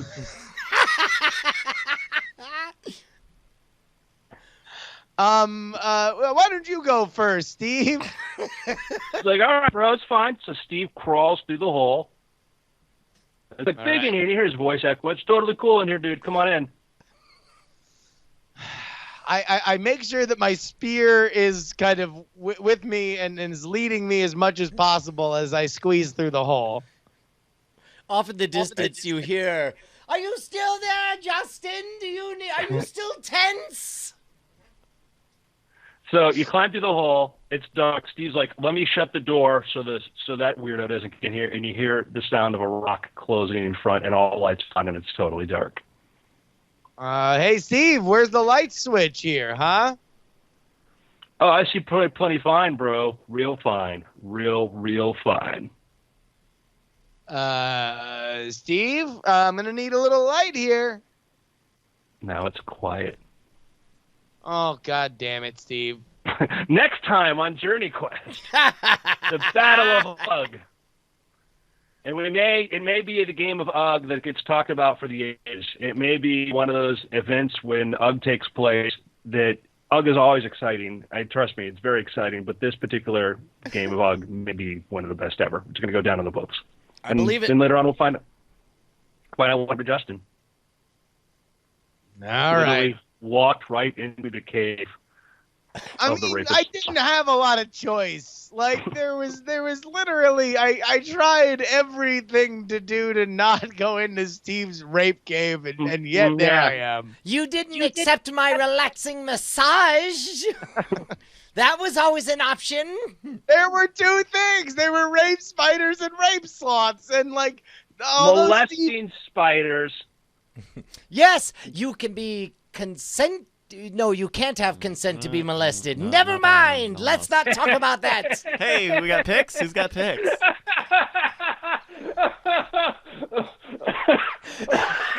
All right, now we understand the Title X rules. I've had to rethink a lot of my opinions right now about, How many of you What are- guys love that movie Spider, Man? Hey, that'll be my pick. I love Spider-Man: Homecoming.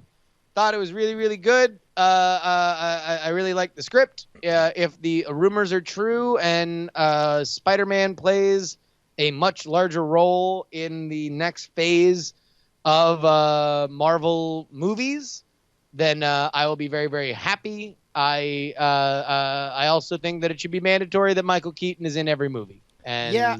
I'm tempted to hold off on discussing it too much because I suspect that we could just explore I haven't the movie. seen it yet. Oh, you haven't seen it? Okay. No. Well, then let me just vaguely say, I think you could make a case. Good. Andrew's covering his ears. Real quick, Justin, you could make a legit case that the Vulture is the single most interesting villain in all of the MCU. as portrayed by Keaton. Yeah. Yeah. And this can be Andrew. That's fine. We're not going to talk about the movie. We're fine. We're good. We're doing our impression of the president. Where everything's okay. There are no spoilers in this zone. I think just meta about the property and not the movie. There's a reason why I think the idea of having access to Spider-Man is so important to Marvel, and not the least of which is that the villains are just kind of beyond the pale amazing and awesome. There's so much great stuff there, and I think, as was evidenced in this movie, the direction that they wound up taking was something that in other hands could be very generic. And even where I thought they were going to go was kind of more one-offy. Sure. This was extraordinarily well done. Yeah, agreed. I too suggest Spider-Man: Homecoming. And next up, our spider of choice, the webmaster himself, Andrew Main. Thank you, Brian. I'm so glad to be able to spend my little recommendation to you all. All right, here, hold on. Pause. Brian, can you read the text that Andrew sent you? Because as soon as I tried to gum up the works, I saw Andrew furiously typing out a text. And I know if it's not going to me, it had to go to either you or Bryce. And considering you came in right on cue afterward. Andrew Main only wrote the sentence, "Be the voice of the molesting spider." and at that point, the actual spirit of the molesting spider took over, and the rest was just as natural as can be. The phrase, "my venom is very relaxing, it unclenches what is normally clenched," is just amazing.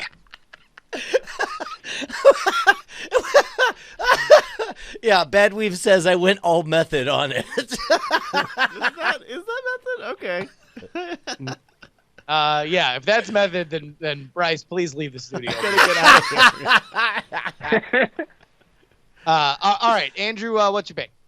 So my pick is, man, I've been having so much fun with this, and that is, I mentioned it to Brian before, and I think I briefly mentioned it, and that is, if you have an Alexa, you can open up a skill called different skills. Somebody put on a bunch of skills that reads old-time, or plays these rather, old-time radio dramas and series. And one of them is the old series Dimension X, which used to had science fiction by Robert Heinlein, Isaac Asimov, just a lot of greats, just a lot of really great classic science fiction stories told in generally half hour full radio productions.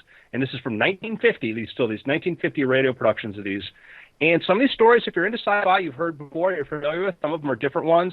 And I've had a lot of, and granted, they're made in 1950, so there's sort of a 1950 sensibility about them, but I've enjoyed them. I'm really, really enjoying them, and that's been my favorite thing. So in Dimension X, it works is if you have an Alexa, you go in there and you say, I'm going to enable the skill. And once it's enabled, you would say, open Radio Dimension X, and then it will pick up the last episode you listened to. I had fun, and there is something like 40 or 50 episodes in Radio Dimension X. Then they did a follow-up series, which repeated some of it, was a new one, which was X-1, which had like another 130 episodes. So if you like that collected works of Arthur C. Clarke, that big volume of audio that was, I thought, delightful, you're going to love this.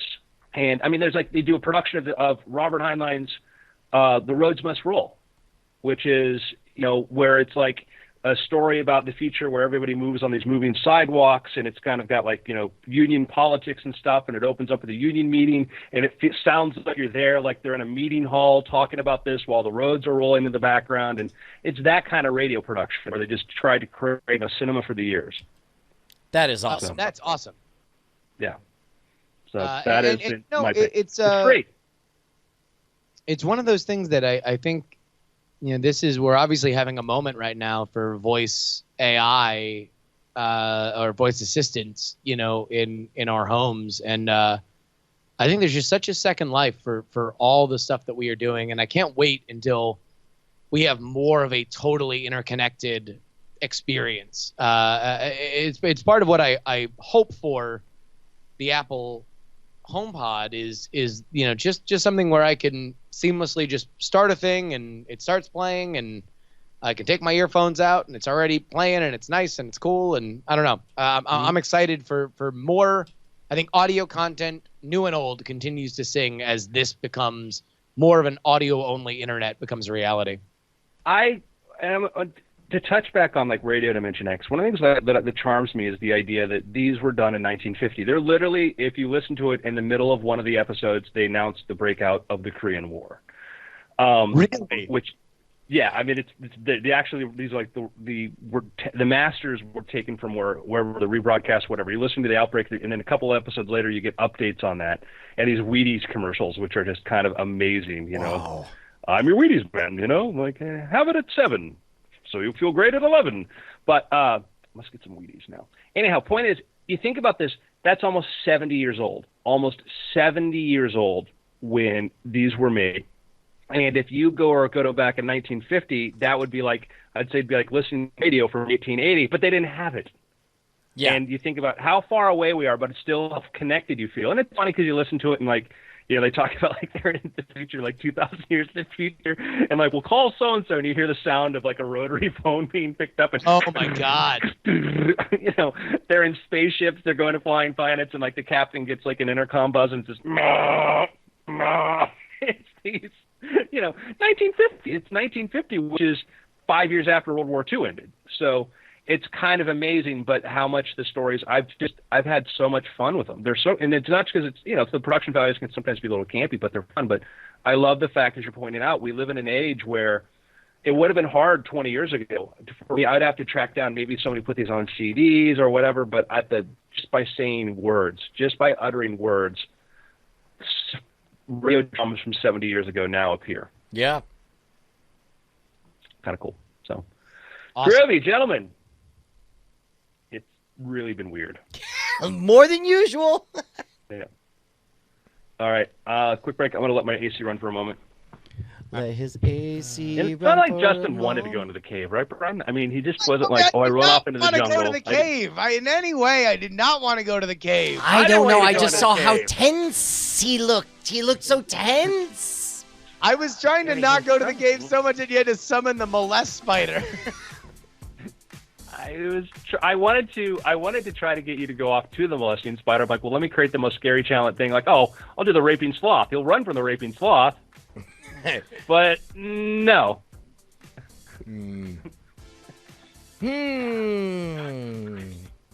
So tense. Hey, Justin, I assume we'll talk about this on after things, but do you have odds on when or if you guys think you'll show up on the Kickstarter front page? I just want, like, I don't know if you're planning to do so, and I know you have a whole podcast about this, but I just want to know all of the talking points on how the Action News launch has gone. So I mean, we'll go into numbers on the show, but the answer to that question is who knows? We have been in contact with Kickstarter. On last Thursday, we became a project that they love, which is like the pool from which they give their hype turbine. But we can't control it. We don't know when we would when it would happen. I certainly hope now begins the time that I hope it happens. I think that there's kind of some downsides to it happening before now, but this is a week where people are kind of about as back to work as they're going to be during the summer. Oh, you are on in the games category. You are on the second. You are under the load more of featured projects in games. So yeah. So come down a little bit. Hey. I know that they do like to sometimes focus on stuff that is either at the very beginning or at the very end. Yeah, a lot of these are further, and then y'all are yeah. And that they do definitely their primary way that you search on theirs is their own little algorithm. Mm-hmm. So I don't know. To be honest with you, that's an element of mystery to us. We do have a line into them, so we will continue to mine them for whatever information we can. But as you might imagine, you don't want to poke them too much because it is totally at their whims to feature you however they want. But we know that they know about our launch and they like us and they like the project. So, Yeah. That is that.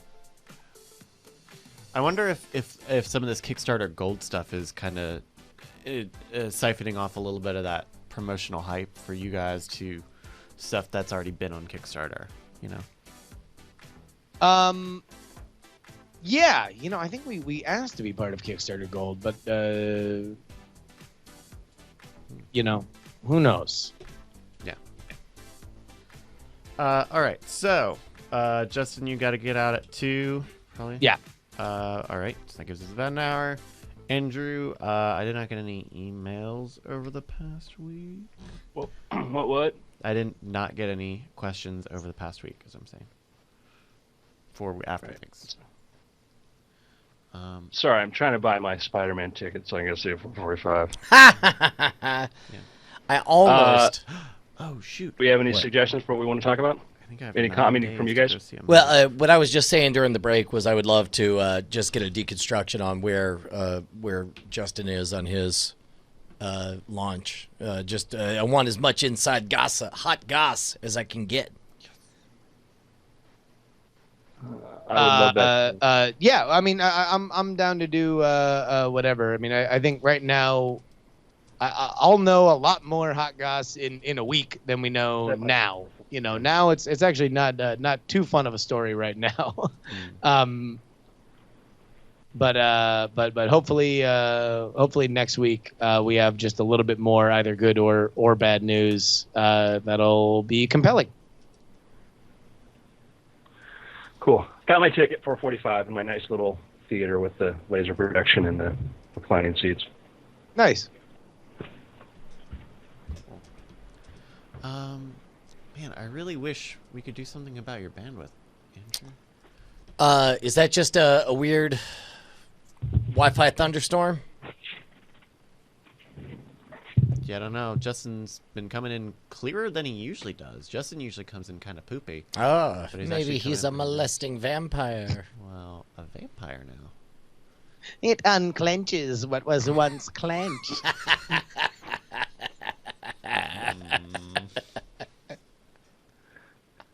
All right. Well then, with that, you good to go, Andrew? Yes. Here, we'll call you. I'm gonna Yeah, well, up yours. Click. Hang it up. Maybe we'll do audio only. I heard noise in the call. Distorted volume. We kept interrupting each other. I heard echoes. Everything Everything was you did was really, terrible. really bad. Please fix this shit. Skype is so bad now. Send feedback. It really is. How is Skype so good? Skype used to be so good. Yeah, story of our lives, right? Maybe. Well, hello, Andrew. Maybe we try audio only. I think that was an interesting idea, Brian. For you, Andrew, would you? Sure, whatever works. Okay. If you wouldn't mind stopping sending us. Oh, okay. It's that weird, like, great. So if you would just, I didn't see any video, so I thought we were on audio. I thought you called it audio only. got it. Yeah.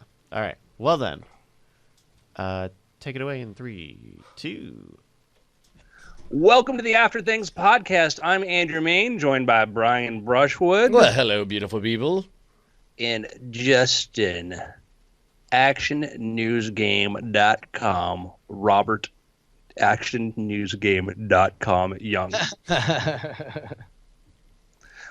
So we are in a very exciting period, and that is the period in which we get to talk to Justin about the Kickstarter campaign. What's going on so far, what it means, how did you plan for it, and what are the next steps? Because it's man, you have one of those things where you, like, I know, like with a book, you write a book, you finish a book, people are like, congratulations. You're like, it's only started. Yeah. Oh, yeah.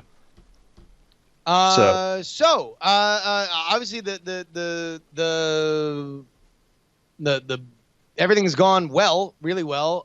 We are at 222% funded over what we asked for, which was $15,000. We are gaining on our backer goal of I think it's.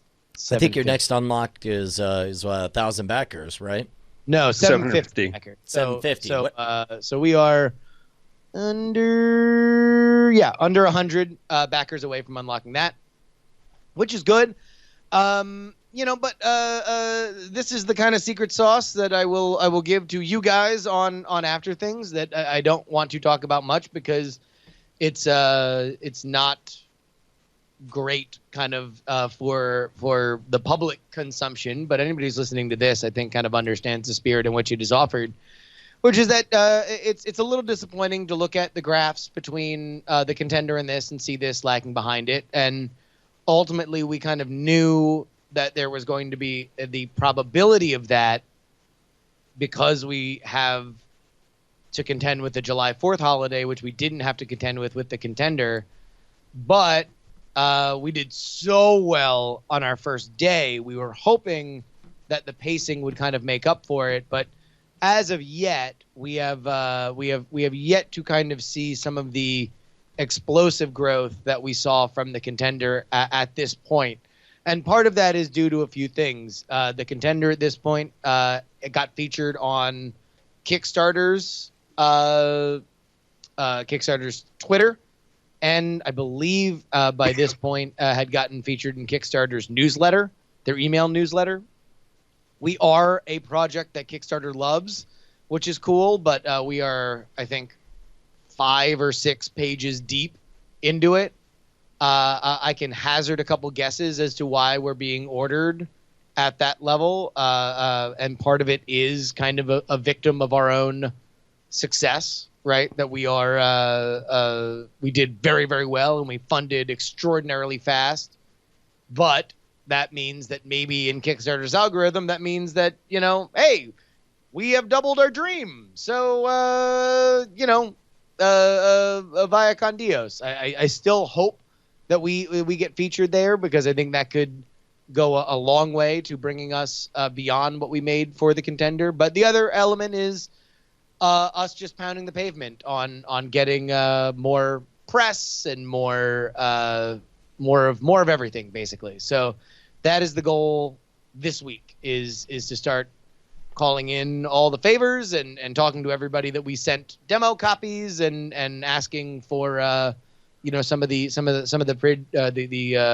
love there. The other thing that we're working on is kind of a reaction to the video, which is something that has been very, very popular and a lot of people have really, really liked. But, even before we launched, the wise people that we showed it to kind of made the point that this is great at selling the theme. It is not fantastic at selling the game. And part of that was a decision that we made in the creation process, but we want to now kind of fill in those gaps a little bit. So I spent some of the before we actually launched shooting some stuff, and then combine that with some footage I shot yesterday of me kind of back in costume and back in character, walking people through the game itself and trying to make it as understandable and fun as possible, and balancing those two is a lot more challenging than one might think, to try to keep it fun and pithy, but then also not make it more confusing than it might be. So this weekend has pretty much been spent editing things together and trying to continue to find new and different people that have not played the game to show the video to, and just get their sense of like, do you get it? Does it seem fun? And that is hard to do when you are, by and large, either talking the people that I have access to that aren't just the random public are, friends and followers and Diamond Club people and everything. So it's been interesting. I'd be lying to tell you that it hasn't been challenging. It is a unique brand of frustration to be, frustrated that $35,000 worth of free money is not $50,000 worth of free money. It's not something that a lot of people want to hear you talk about. And I guess that explains, as far as I know, this is the first time that I've heard that. I think last time I really checked in on it, all I knew is that it funded faster than the previous iteration. But I'm guessing that between the holiday season, it just the trajectory was just different than last go around. Tremendously, yeah. I think we are about, without eyeballing it, I think we're about $10,000 or $15,000 behind where we were last time. And again, there's a lot of things that, in 2 seconds, all of a sudden that would be made up based on the metrics that we saw in terms of the conversion of when Kickstarter gets behind you, how much that literally translates to dollars. That could be different in 5 seconds from now, right? But there's I think if we're going to start kind of like writing the first draft of this story, part of it is that, there's the blessing and the curse of launching on that weekend that was right before the black hole. And number two, I think we, and Brian, this in terms of just crafting the best story. You don't want to blow up the Death Star too quick, and I think it was just such a momentous, amazing occasion on Friday to fund in 3 hours that I think there was a lot of the tension that kind of got taken out of it. It was like, we launched, we won, we're done. Right. It's almost as though, oh, yeah, no, these guys, they clearly have learned their lesson from last time, and clearly this is the time they're going to win. Look at them. They've already funded. They don't need to rely on me. And all you want to scream to everyone is, no, we very, very deeply need to rely on you personally. Yeah. And also to the point where it's like, you don't want to bother people. You don't want to start blowing up your fireworks during 4th of July, oddly enough, because not as many people are looking. So, you want to wait until this week to kind of hit people up. But at the same time, now it's been a week since we won. And it is frustrating. We had a little get together with a bunch of people that Ashley and I know on Saturday. And, everybody gave their congratulations, and they're like, yeah, so you're done, right? And it's like, no, we literally just launched. Yeah. Like we have 23 days on this to go, and we certainly hoped we hope that this will at least kind of get to where the Contender got, if not, more so. So there's still a lot to go, and there's a lot that we have yet to kind of tap into and kind of take advantage of. And part of it is also trying to organize. Might do a trip to Austin to not only do a live night attack, which are always better and good, but also maybe swing through a couple other podcasts and just try to get the word out as much as possible. But really, I mean, a lot of this is on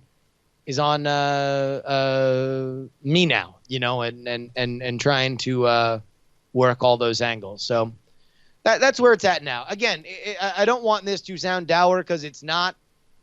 To be honest, if we, based on some of the quotes we've gotten back on the game, if we just decided that Action News was just going to be this Kickstarter, and the only time that you would ever be able to get it would be on the Kickstarter, we could probably still make more money on it than if we than what we've made on the Contender so far, like even right now.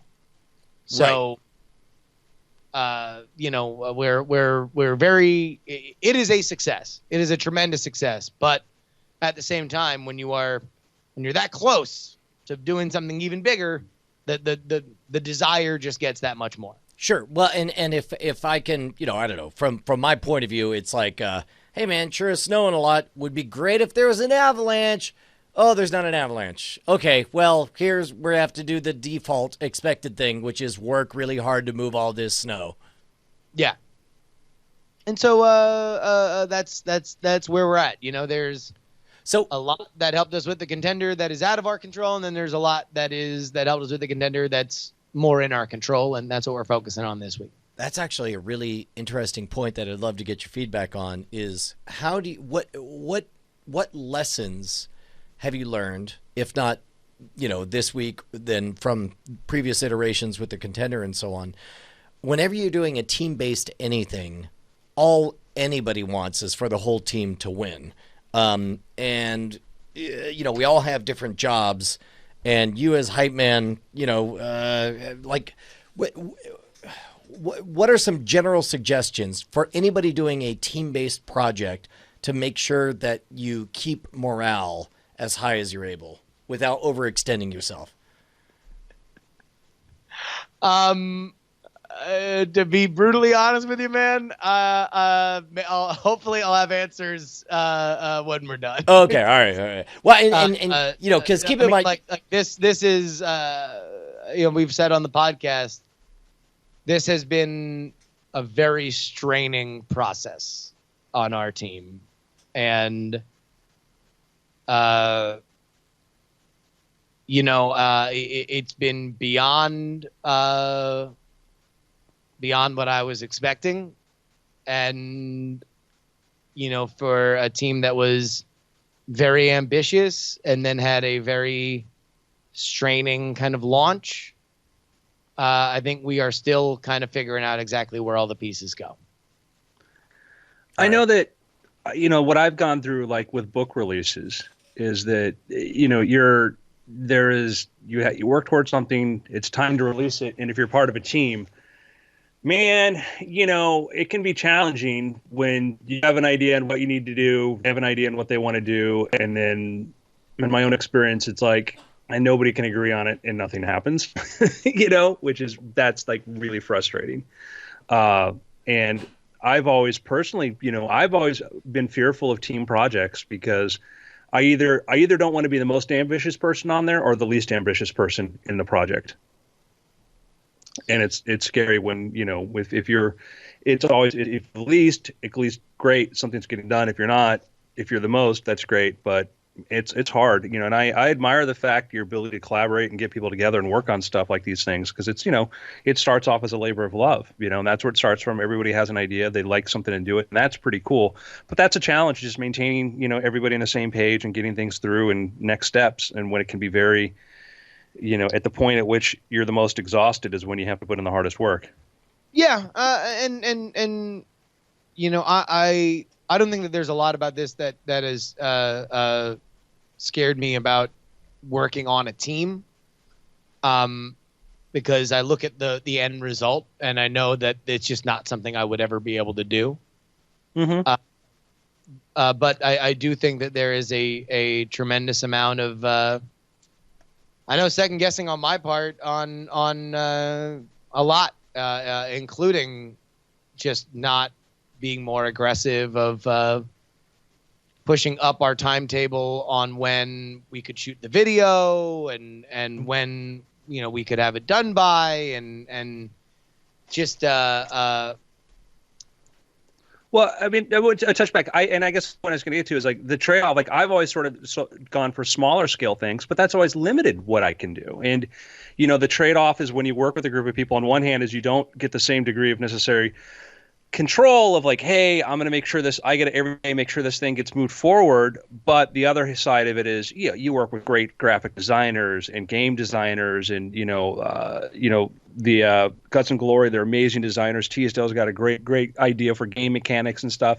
And that's the thing, is you say, okay, I'm going to sacrifice. I've learned for me, I'm like, I have to sacrifice a certain amount of control. Like when I work with the publisher, the upside is I get paired with an amazing editors. Maybe I don't always agree with my editors. Maybe I don't always agree with the marketing campaign, but overall, far more capable. I'm far more capable with the right team to do things than I can on my own. And, it's the choice, but I think that those choices generally, on average, turn out very, very well when it's with a good team and capable people. I mean, I'm extraordinarily proud of everything that we've done. And listen, God, I really don't want this to sound like, woe is me, because it really isn't. I mean, we've had so many people back already, and we are just we are so thrilled with everything. But it is a hard time trying to push that rock up the hill, and I wonder how much of your feeling you're having right now it has less to do with where the rock actually is or knowledge of how much far you have to push it, but so much of the fact that you're coming off a year where it's like you banged the drum so hard and for so long on the Contender that there has to be some familiarity to this point where it just feels like you're very aware of that long. It's like you finish the first mile of a marathon and then all of a sudden it hits you how long a marathon is. Yeah. Part of the reason that I banged the drum so hard on the Contender was because we were in debt, though.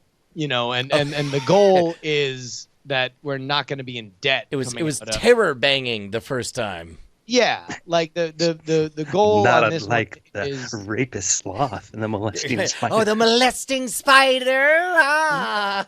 The goal on this is that there would be less of that, and obviously we would want to be aggressive with everything, and we want to continue selling stuff, but that's right now. I'm more just kind of. To be honest, the big two things that are on my worry list, not worry list, but my priority list is making sure that our team is good and intact and functioning, and making sure that the Kickstarter continues to do well, just because, to be honest, and one feeds into the other. Like I really want to do this for them, I'm at a point now where the money that comes in, I really want, I want for them more than I want for me. And if because they worked so hard on it, and I just want to make that a reality, and I want to hold up my side of the bargain. And I want to make this I feel a tremendous personal weight to make this a success. Yeah. And I want to ask you, I want to talk about, you mentioned before the whole aspect of like you launch and then people like, hey man, congratulations. How much does that play into it? Because I know that's often my perception of many Kickstarters is that, oh wait, they met their funding goal. Good for them. Now anyhow, and that's I guess that's such a perception issue. Is there anything you can do differently, or is that just the way it is? I think that part of it is that we got caught in a mushy middle because we were hoping that our trajectory with the Contender would be the same with this, and we would be more cruising toward 1,000 at this point. And there's a reason why we have 1,000 kind of questioned out, because it is a big fun thing, and we would hope that that would kind of usher in the next sort of wave, right? Like once we get into that gravitational pull, now the push is 1,000, and then we do something after 1,250 as like what? I can't believe it. We got here. So where we're at now is kind of stuck in a little bit of a ditch in that we have a interesting but not particularly exciting a 750 backer thing, and what I would suspect is that the more we talk about kind of where we're at right now over the next couple days is maybe we reveal the 1,000 thing a little earlier than we were suspecting and make that a little bit of a bigger deal going forward, just to kind of make it about like, but no, now this game is something different. Now this game is something that I really, really want to get behind, just to keep that going. Because, again, it was really, really weird because in a way, I did a really good job in priming the pump with our hardcore audience, so much so that we destroyed our pace in the first 12 hours, right? Right. But, I think that there was a little bit of a, all right, got it, checked out, and that's it. And now we don't have anything super exciting closer to keep it yup, here we go, let's do this other cool thing. Well, so there's no downside to tipping that information a little bit early if you feel like what you want to do is stimulate forward momentum, right? Yeah, I mean, I want to make sure that I'm not revealing stuff that, without people turning their keys. Sure. But just if it's us girls, we're going to do a whole companion app for it. And that's, something that we need extra money to do. But anybody who's played the game knows that there's a timing element, and we have a whole framework and fun stuff that we can do with a standalone companion app. And that's something that I think can be a value add to the game. But also part of it is people understanding the game and people thinking that it's fun. So, I mean, I don't know. There's the old adage that, success has many fathers and, failure is an orphan, and there's no failure here, right? But when things are not kind of going the way that you want, there's a million ways that you can look at it as, like, okay, well, we could have done this and could have done that and could have changed this and could have shifted these, and now and then of course that now becomes a million different possible solutions, and now we just got to figure exactly where they are and exactly what they want to do.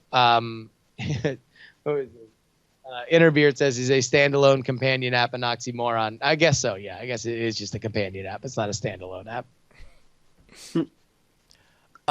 Well, regardless, man, I can say this for the first time. I don't think I've spoken to you since I played the game with my wife and daughter over the past week. It's great. It's great, and I lost every round and still had a really, really good time because it doesn't just cater to the extrovert in the group. Not that the Contender was designed that way, but the Contender, a side effect was that extroverts could sell certain pairings a little bit better than other folks. This one, very much, you have a writing phase where nothing's going on, but you planning out your execution. And when you get there, even if you're not a showy person, you're able to put together a story that is on rails and strong enough to carry you to success, as my daughter and wife discovered. That's awesome. Which of the daughters did you play with? Penelope and Bonnie. Oh, that's great. Yeah. That's awesome. Yeah, I mean, it's funny because doing the rules video, I just like, man, this is a good game. Like I do really like this game, and I love it, and I just really want to get out there and play it. And so like, listen, there's a lot of stuff coming up. We're gonna be doing live streams for the game, and it'll be from the Action News set, which will be great. It's just I don't know. I think everybody here has been in the middle of a big project, and it's so funny that when all of your dreams coming true, the tone of your voice doesn't sound like it. And I know, having been friends with both of you guys during very key and big, gigantic moments in your personal lives and careers, very often that's the time where you can kind of sound most frayed and sort of out there, while anybody can do is just slap you on the back and tell you how much you made it, and you're like, yeah, but like I could really make it a lot more if a few things went my way. Yep. I could definitely agree with that. Man, so along those lines, I wonder if we could do a set of picks, for the person who needs that extra get up and go. I saw Baby Driver last night. I haven't seen it yet. Is it? I've heard it is the most controversial movie in my Twitter feed. Controversial in what way? Like, do people just like everybody? So it kind of like, I think it was described on a podcast that I was listening to as like having the Oscar movie. It's going through the Oscar movie cycle, where it's like everybody loves it and all they can do is talk about how amazing it is and it's the best thing since sliced bread, and then there's the second wave of like, well, actually, look at this pacing problem and look at this performance problem, and it really is like derivative of this, and it's not as good as this other thing, and yada yada yada. So, and then of course there's the wave to counteract the wave that's like, hey, all you nitpickers, screw off! Like it's really a great movie. So that's kind of what I'm seeing in my Twitter feed. Yeah, I loved what they were aiming for, and I loved the structure that they did for it. It just, so much of it, just, I could tell it landed right on target for someone, but just who wasn't me, There's a primarily music and choreography driven movie. On paper, I should love everything about it. They in the first 20 minutes, they name check and start singing lyrics to Deborah by Beck. I'm there with Bonnie, and it's in a lovey-dovey context, and that song has always been so hilarious to the two of us. The driving choreography is extraordinary. It takes place at Dragon Con. Everything is shot within 4 blocks of a place that's been very precious to you and me, Justin. And yet, ultimately, I was just left feeling like an old man that was irrelevant to the story. Like, I couldn't even relate to the old people in the story because I'm like, that's dumb. Why are you doing that? An awful lot of character motivations are because he's this character and because he's that character and so on. And now it's time to hate this person. And I don't know. Ultimately, I ended up fatigued. There's an awful lot of moments of getting really excited with each carjacking, not unlike playing Grand Theft Auto. And you get really excited. You're like, this is it. This is going to be the car that takes me the rest. I'm going to fall in love with this car. This is going to be my car for the rest of the game. Oh, there's another car. Let's say, all right, here it is. They're getting ready again. And I don't know. It ended up fatiguing me. Having said all that, the direction was extraordinary. I love the integration of the music and the action. They do so in a very novel, artistic way that I liked an awful lot.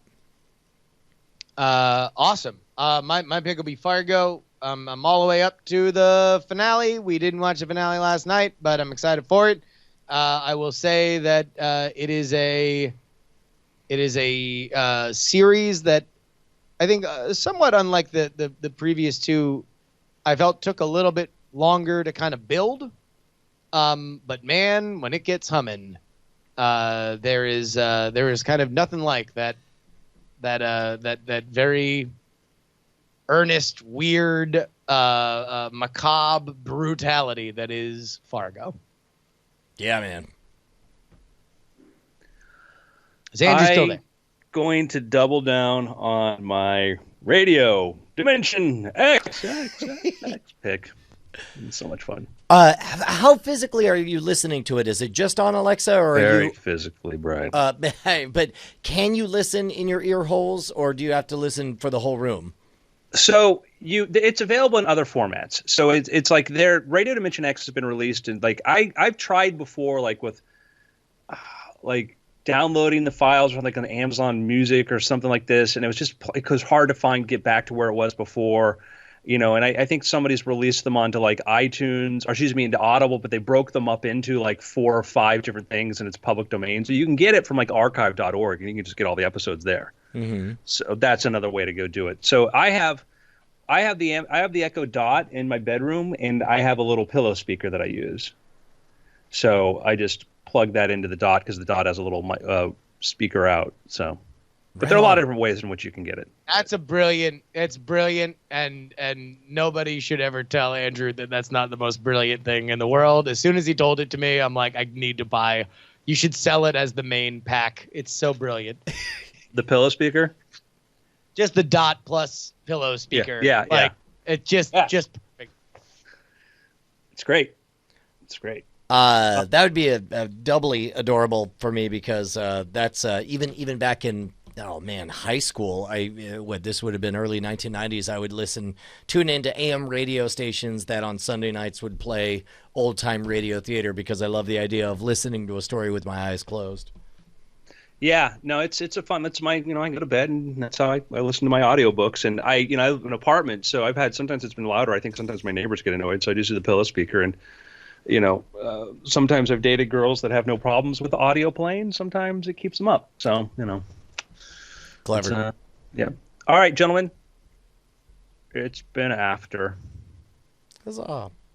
Dude, I think I'm going to go cut off these stitches right now. They're driving me nuts.